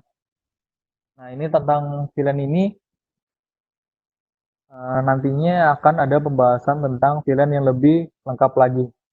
Halo Mas Rivi, ada tambahan Mas? Oke. Mulai untuk yang RD port security ya. Nah, port security ini sebenarnya dia by default kan dia menggunakan shutdown untuk violation. Violation shutdown ini kalau di situ semisal ada interface yang dia tidak kenal, dalam artian MAC address yang ada di switch tersebut tidak dikenal oleh, jadi semisal kita punya switch, kemudian kita di situ ada PC. Nah, misal PC A ini MAC address yang kita daftarkan di switch 1 ini. Nah, by default karena dia violation-nya shutdown, default-nya itu dia shutdown. Nah, kemudian semisal PCA ini dia ada iseng, misal ada PCB. Nah, PCB ini MAC address-nya nggak kedetek nih. Nah, kemudian dia iseng, dia mau coba untuk connect ke port yang dipakai si A ini. Gitu. Nah, dia akan connect nih ke sini. Mencoba connect ke port yang sudah terkoneksi oleh si A. Nah, pada saat seperti ini, si switch dia akan melakukan shutdown port. gitu. Karena apa? MAC address yang terdaftar di port tersebut itu bukan punyanya PCB gitu. Nah, itu akan membuat switch menjadi shutdown port. Nah, kemudian untuk merecovery kasus ini yang menggunakan violation shutdown, itu yang pertama kita bisa pindah port itu supaya dia terkoneksi lagi ke PCA. Gitu. Jadi yang ini yang terkoneksi ke PCB portnya, kita pindah lagi ke PCA gitu. Nah, setelah port itu kita pindah ke PCA, itu ada dua opsi yang bisa kita pakai untuk melakukan recovery violation shutdown ini. Yang pertama kita bisa pakai manual. Nah, yang pertama kita bisa pakai manual. Kemudian yang kedua, kita bisa pakai air disable. Nah, air disable ini nanti kita bisa pakai untuk recovery secara otomatis gitu. Jadi kita nggak perlu manual shutdown di interface yang tadi melakukan violation shutdown gitu. Karena kalau secara manual kita akan sangat merepotkan admin ya gitu. Karena misal dalam satu hari ada kasus seperti itu, misal sampai 5 atau 10 kali itu ada orang-orang yang iseng mau mencoba seperti itu terkoneksi ke jaringan kantor. Nah, kemudian admin akan setiap kali ada kasus akan melakukan shutdown shut manual gitu. Nah, itu akan sangat merepotkan admin gitu. Nah, biasanya daripada menggunakan yang manual ini di suite Catalyst itu biasanya dia menawarkan yang namanya air disable gitu. Nah, biasanya disebut air disable recovery. Nah, air disable recovery ini dia akan secara otomatis melakukan shutdown pada port yang terjadi air disable sehingga si admin dia tidak perlu melakukan secara manual gitu. Dan biasanya dia akan melakukan update itu kalau nggak salah itu 5 menit sekali. Jadi semisal ada cache, nah si suite itu yang sudah mengaktifkan air disable recovery, cause violation, nah dia akan melakukan 5 menit sekali untuk pengecekan nih pada saat port tersebut sedang berada di air disable gitu. Nah pada saat sedang di air disable, dia akan melakukan nih shutdown gitu. Pada saat dia melakukan shutdown itu ternyata MAC address-nya masih belum yang kedeteknya belum yang terdaftar, nah siswi tetap akan melakukan shutdown lagi kan otomatis seperti itu. Karena di port security itu kan dia akan hidup pada saat port itu MAC address-nya cocok gitu dengan yang didaftarkan. Nah, dengan adanya disable ketika semisal dia MAC address-nya belum cocok dengan yang didaftarkan, dia akan tetap melakukan shutdown. Kalau itu dari sisi violation si port security.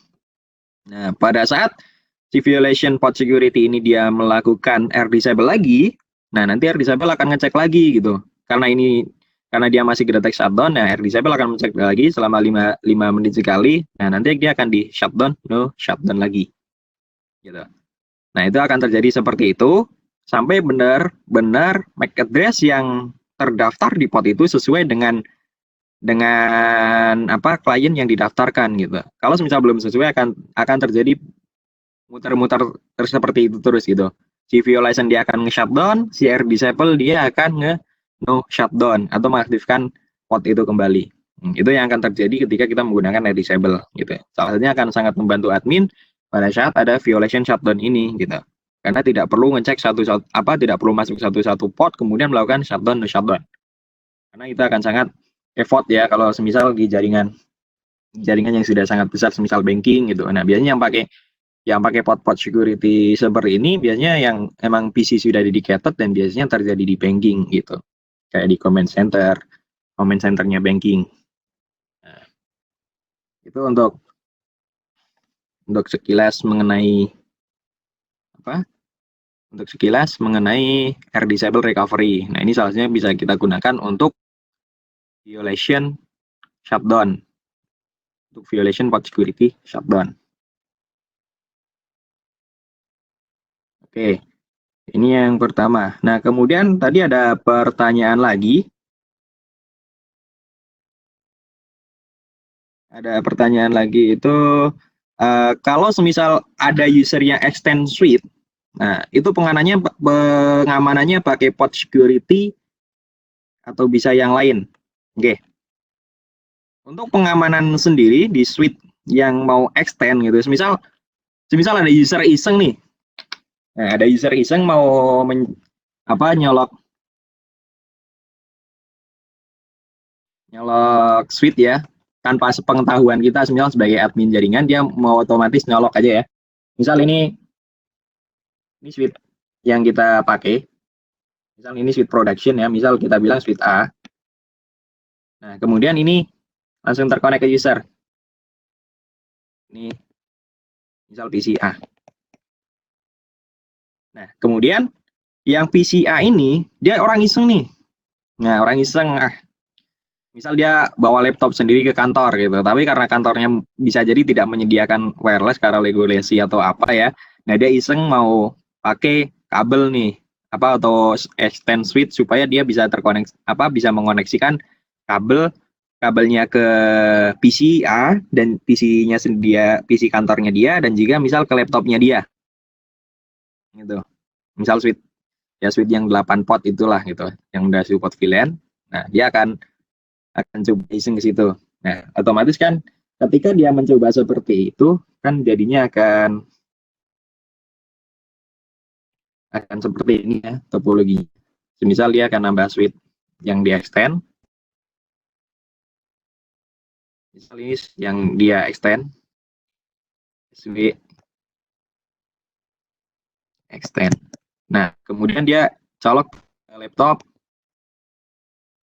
dan juga ke PC dia. Nah, tadi pertanyaan apa yang bisa dilakukan dari suite A ini, suite production-nya punya Office, pada saat ada yang melakukan extend. Nah, kalau misal suite itu dia mengarahnya yang tadinya ke PC, dalam artian kan otomatis di situ portnya port akses. Oke ya. Berarti di situ menggunakan port akses atau suite port mode akses. Nah, cara yang kita bisa pakai untuk mengatasi apa? Untuk mengatasi case seperti ini, kita bisa menggunakan spanning tree.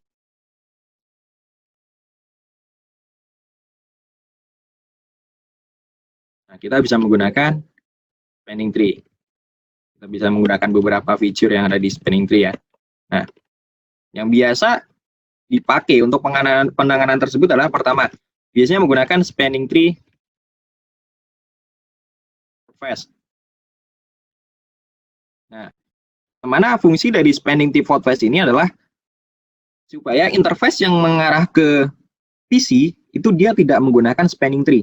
Dalam artian kan PC itu dia tidak butuh yang namanya BBDU atau komunikasi spanning tree. Yang penting pada saat dia nyolok, port itu harus langsung aktif dan data bisa langsung ditransmisikan gitu. Jadi tidak perlu nunggu sampai 50 detik ya untuk port itu up gitu. Jadi nggak perlu orange dulu baru nanti hijau gitu. Dengan adanya spanning tree interface ini nanti port yang di-assign akses untuk ke klien gitu, dia akan langsung statusnya itu forwarding gitu, tanpa harus menunggu 50 detik terlebih dahulu. Jadi pada saat dia ada yang nyolok, port itu akan langsung up dan akan langsung terdetek forwarding gitu, karena dia tidak ada kalkulasi spanning tree di situ. Nah, kemudian yang kedua adalah kita mengaktifkan BBDU guard. BBDU guard pada port yang kita aktifkan spanning tree port face. Nah, apa sih fungsi BBDU guard ini? Nah, fungsi BBDU guard ini yang nanti akan mengamankan suite kita kalau semisal ada yang iseng. Nah, semisal ada yang iseng seperti ini. Ini kan orang iseng ya. Ini orang iseng yang dia extend suite gitu, supaya dia bisa terkoneksi ke laptopnya dia yang dia bawa dan juga bisa connect ke PC kantor. Nah, fungsi dari BBDU guard adalah pada saat ada user yang iseng melakukan extend suite di jaringan kantor, nah port yang ada di sini, port yang ada di suite A ini dia akan langsung melakukan shutdown. Nah, dia akan langsung melakukan shutdown gitu. Karena apa? Karena dia di sini menerima BBDU gitu dari si switch extend ini gitu. Itu yang akan terjadi. Jadi jaringan kita otomatis Office akan aman gitu. Jadi kalau ada apa? Kalau ada yang mengextend switch di port yang kita set akses dan ada di situ ada port fast dan ada BBDU buat, nah otomatis si switch Office itu dia akan ngedetek shutdown gitu. Jadi admin nanti tahu nih, yuk kok tiba-tiba ada port shutdown. Nah, nanti dia tinggal ngecek nih, dia di lognya kenapa nih. Oh, nah misal di situ lognya kok ada log karena dia ada BBDU buat. Nah, otomatis admin nanti bisa tahu gitu. Jadi dia ada bukti untuk menunjukkan ke orang yang iseng tersebut bahwa dia sudah melakukan pelanggaran nih. Kenapa? Dia sudah melakukan extend switch tanpa ada sepengetahuan dari admin itu nggak tahu gitu bahwa di situ ada extend switch gitu. Jadi dia bisa langsung lapor ke atau bisa langsung memberikan informasi kepada orang yang iseng itu supaya jangan melakukan lagi gitu. Nanti akan berdampak pada jaringan, entah jaringannya akan jadi looping kalau tidak segera diatasi gitu ya. Kan biasanya nanti ada kejadian gitu dari switch A kemudian dia ada yang switch extend, kemudian ada orang iseng lagi dia nyolok ke switch B gitu. Nah, otomatis dia akan jadi looping tuh di situ. Jadi misal ada case yang aneh juga seperti ini biasanya dia. Jadi ada orang yang nggak paham, nah dia dicolok semua nih di sini gitu, switch yang extend. Nah, otomatis nanti dia akan looping di jaringan Office mereka gitu. Atau akan ada kalkulasi spanning tree lain.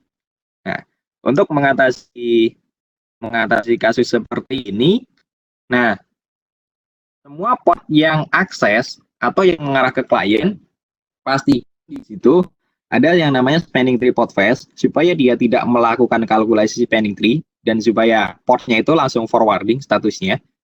Nah, kemudian yang kedua kita aktifkan namanya BBDU guard gitu. Jadi kita aktifkan bodyguard di interface akses itu supaya apa? Supaya nanti kalau ada yang extend switch tanpa sepengetahuan admin, nah port itu akan langsung shutdown.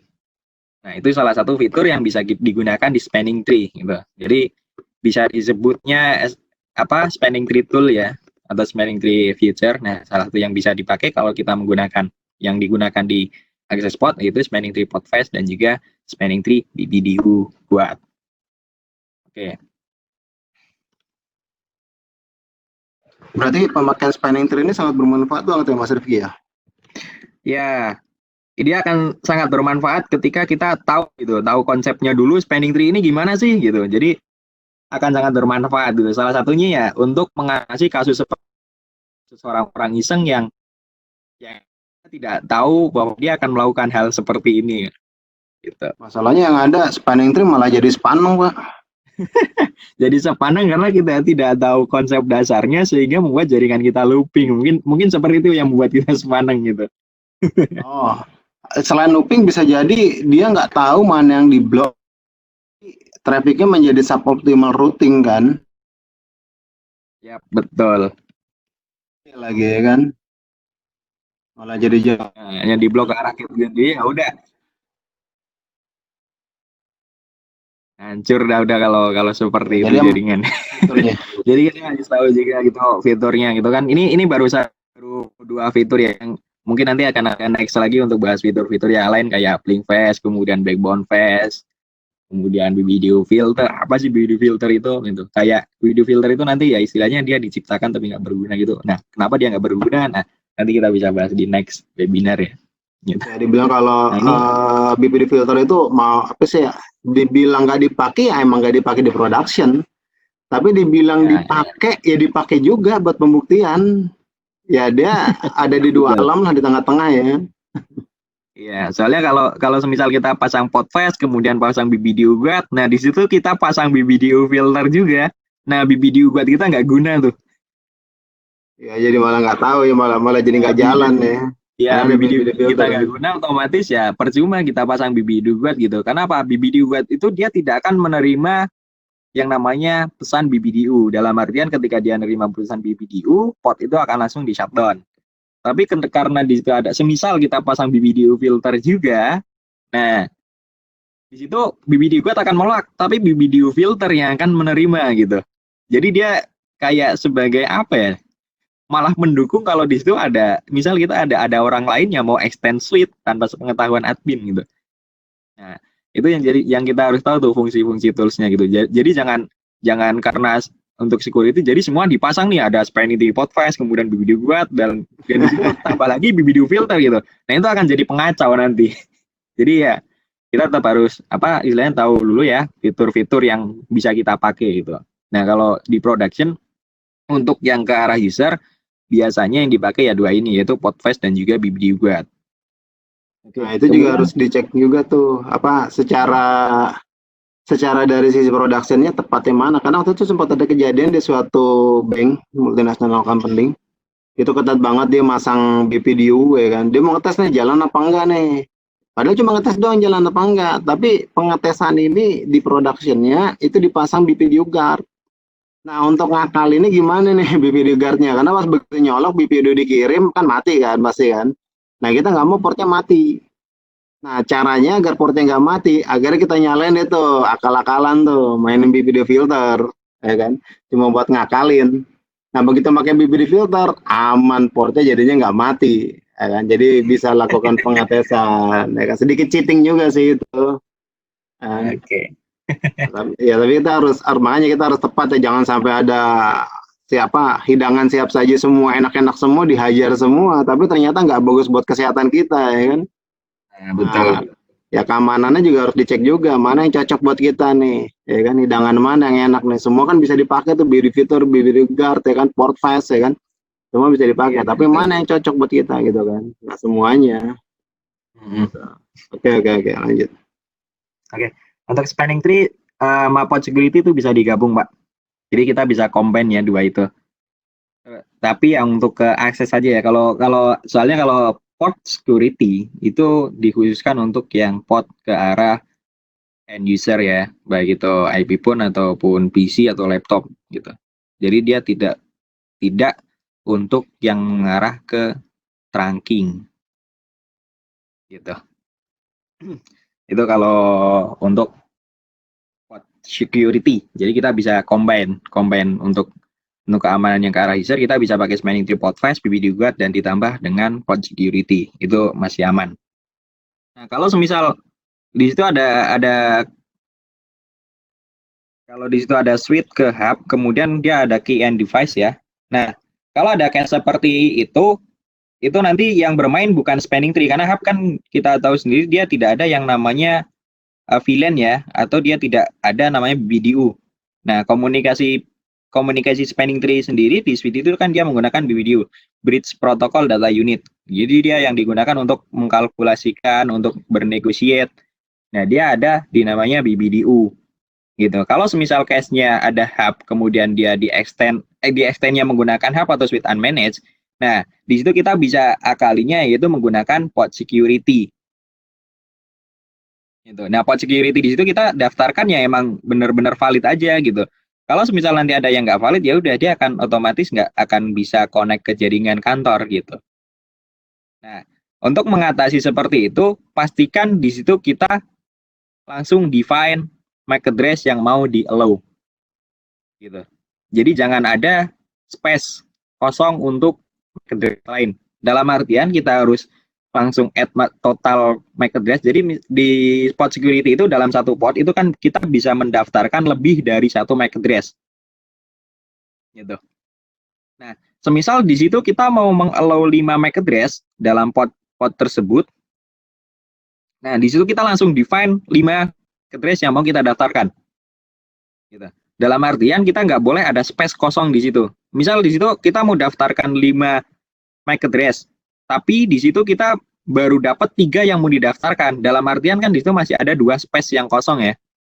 Nah, 2 space yang kosong itu nanti itu akan jadi bumerang buat pod security yang udah kita pasang gitu. Karena apa? 2 space yang kosong itu, MAC address yang kosong, dia bisa dipakai oleh dynamic mode gitu. Jadi kan pod security itu ada dynamic mode, kemudian ada untuk pelajari MAC address ya, ada dynamic mode, kemudian ada sticky dan juga ada static. Nah, Kalau misal tadi kita mau mendaftar atau mau mengizinkan 5 VLAN, 5 MAC address, tapi kita baru mendaftarkan 3 MAC address, otomatis di situ akan ada space 2. Untuk mencapai 5 kan berarti kurang 2 ya. Nah, di situ akan ada 2 space kosong untuk MAC address baru. Nah, itu bisa dipakai untuk dynamic mode yang ada di port security gitu. Karena dynamic mode itu dia akan nyari slot-slot yang kosong seperti itu tadi gitu. Dalam artian kita misal mau mendaftarkan 5 MAC address tapi kita baru daftaran 3 nih di production. Nah, otomatis 2 space itu nanti bisa dimanfaatkan oleh port security yang mode dynamic gitu.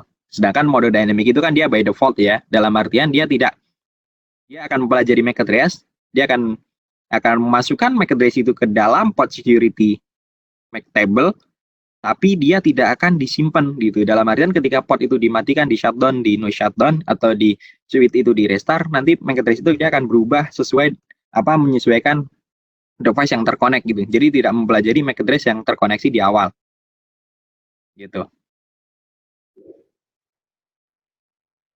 Gitu sih Pak. Jadi kalau semisal ada yang extend hub ya kita bisa langsung define di port security-nya MAC address yang didaftarkan berapa.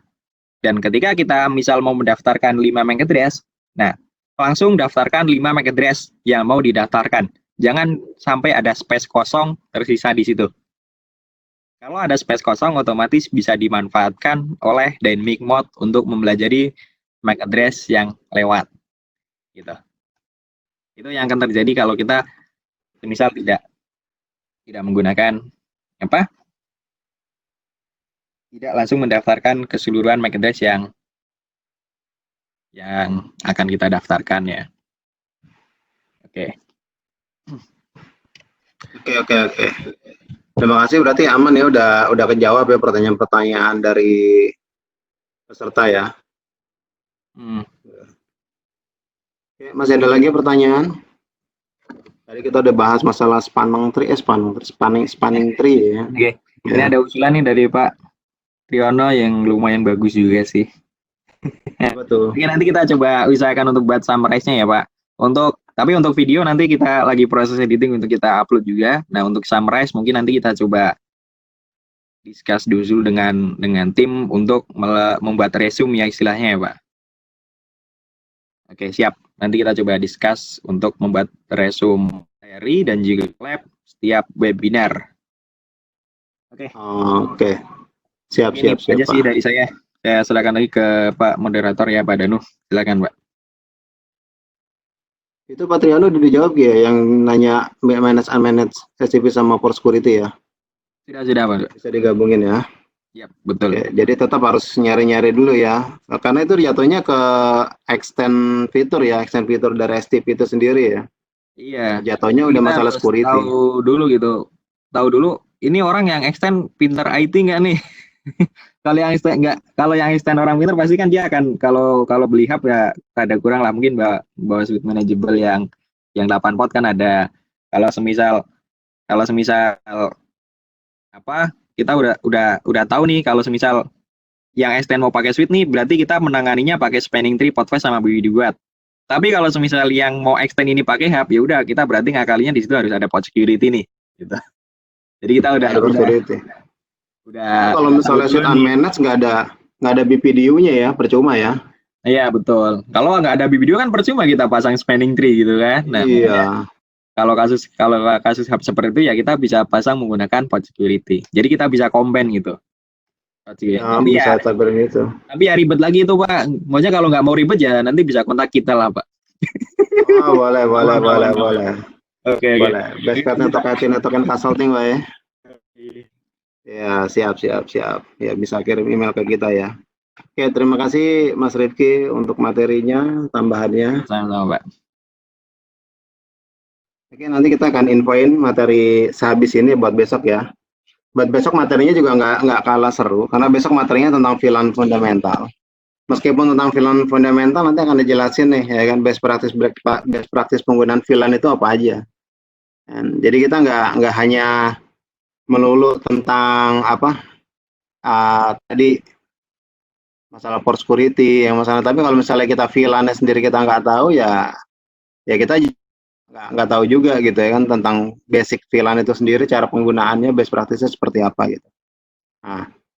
Nah, sebelum kita masuk ke materi buat besok ya bukan pekan depan ya, besok 6.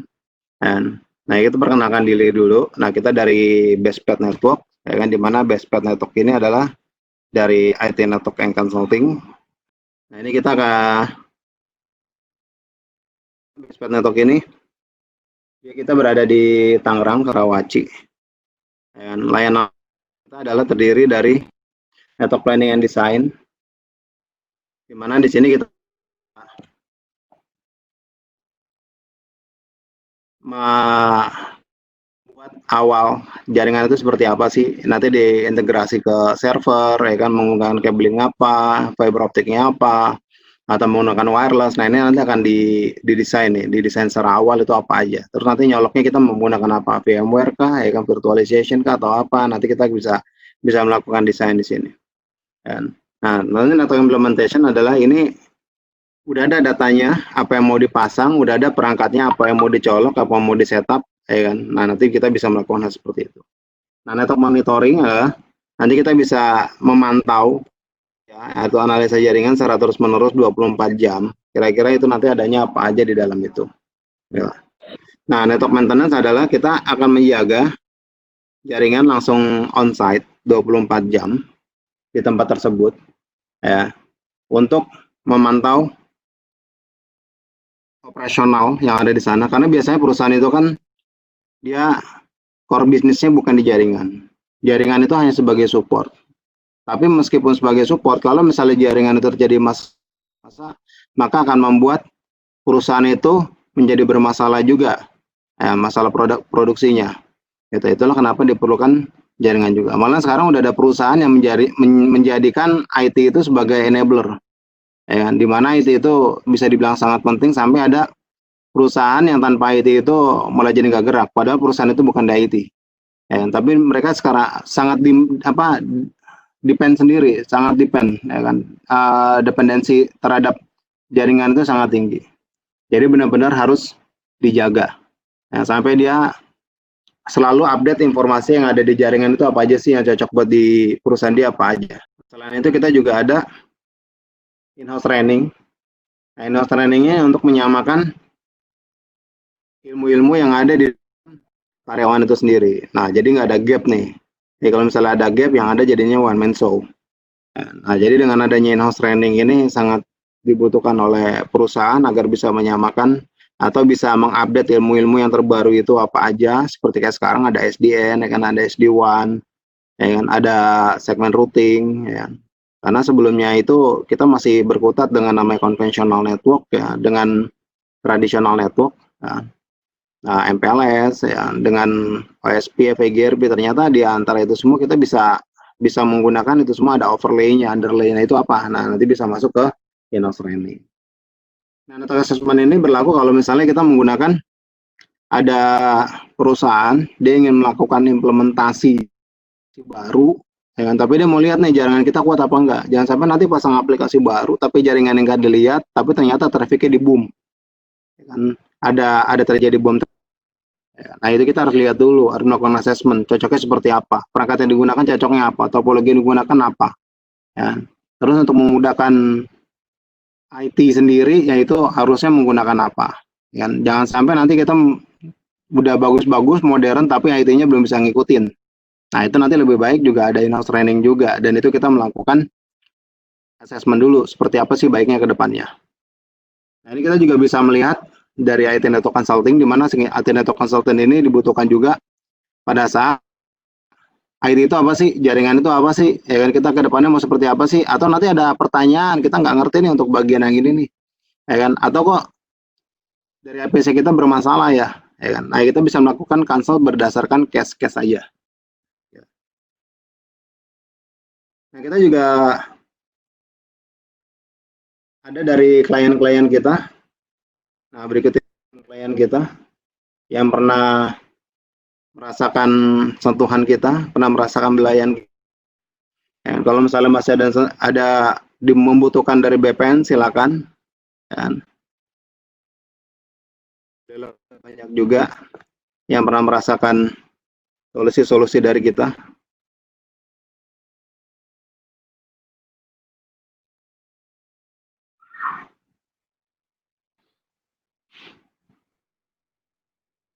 Oke, kita juga ada training di tempat kita, Waci Tangerang. Untuk pertanyaannya, untuk yang membutuhkan training langsung offline, ya kan bisa langsung ke info@bestbet.network, atau mau secara online seperti saat ini, silakan bisa layangkan email ke kita, membutuhkan materinya apa, nanti kita bisa melakukan secara online. Nah, ini produk-produk kita, di mana kita bisa lihat di bestbetnetwork.com/books. Nah, ini ada 2 buku free kita, ada Zoom Cloud Meeting, ada MPLS. Ini gratis, silakan bisa di-download. Dan bisa handbook juga, karena kita udah siapin covernya. Nah, cover bag dibutuhkan kalau misalnya jadi hujan, tas kita jadi bisa aman, karena kita udah menutup tas kita dengan cover bag. Kaos kita sendiri, ya kan, desain dari kita, ini kita udah melakukan produksi. Ada warna biru, ada warna hitam. Never step ngoprek dan pantang pulang sebelum ping replay. Nah, bagi yang membutuhkan PC second, nah ini PC second tapi masih bermanfaat. Nah, ini bisa hubungin kita, stoknya masih banyak, ada 100 lebih. Nah, kalau membutuhkan silakan, nanti bisa lakukan email ke kita. Mungkin ada membutuhkan, kita bisa melayani sampai seluruh Indonesia. Nah, ini channel. Silakan kalau misalnya membutuhkan pembelajaran lebih lanjut, semua materi-materi kita akan kita taruh di YouTube, bisa masuk ke bit.ly/ytbpn, karena ini belum bisa menggunakan nama channel sendiri ya, karena kita umur channel YouTube-nya ini masih baru. Bisa masuk ke Facebook juga, ini tayangan ini live streaming terus ya di Facebook ya. Bisa cek di fanspage kita di bestpet.network.5, atau bisa masuk juga ke membutuhkan yang website kita, ada bestpet-network.com. Kalau ada pertanyaan silakan bisa info ke @bestpetnetwork.com. Ini yang terakhir, materi buat disampaikan oleh Saudara Rai, di mana materi fundamental. Oh iya, ini materi udah masuk ke pertemuan 7 ya. Untuk pertemuan 1, 2, 3, 4, 5, 6, ya kan? Itu nanti kita akan lakukan proses editing. Kita masukkan ke channel YouTube kita. Untuk yang live streaming bisa lihat langsung ke fanspage Facebook kita. Ada di Facebook, silakan dicek. Stay tune ya, kita biasanya habis subuh kan bisa subuhan, bisa tadak, bisa langsung masuk ke waktu kita. Ada di jam 6, kita standby, udah ada di situ setiap pagi. Tentang VLAN fundamental, ya kan, disampaikan oleh anak didik kita, Rai Putra, di mana dia baru lulus tahun kemarin SMK, lagi menjalani pendidikan di Bestpet Network. Oke, jangan lupa masuk ke grup Telegram kita, di mana informasi tentang webinar BPN ini akan kita layangkan langsung ke grup tersebut, termasuk ada slide, ya kan, ada channel, ya, ada linknya, ya nanti kita masukin ke situ. Oke, terima kasih dari saya seperti ini. Terima kasih. Mohon doanya buat BPN, semoga di era pandemi ini kita semua dilancarkan diangkat segala permasalahannya, dilancarkan segala urus. Dan kita semua diberikan kesehatan selalu oleh Allah SWT. Dilancarkan segala rezekinya. Terima kasih. Aku akhiri sampai sini. Jika ada pertanyaan bisa ke email langsung ke info@bestpet.com. Terima kasih. Wassalamualaikum warahmatullahi wabarakatuh.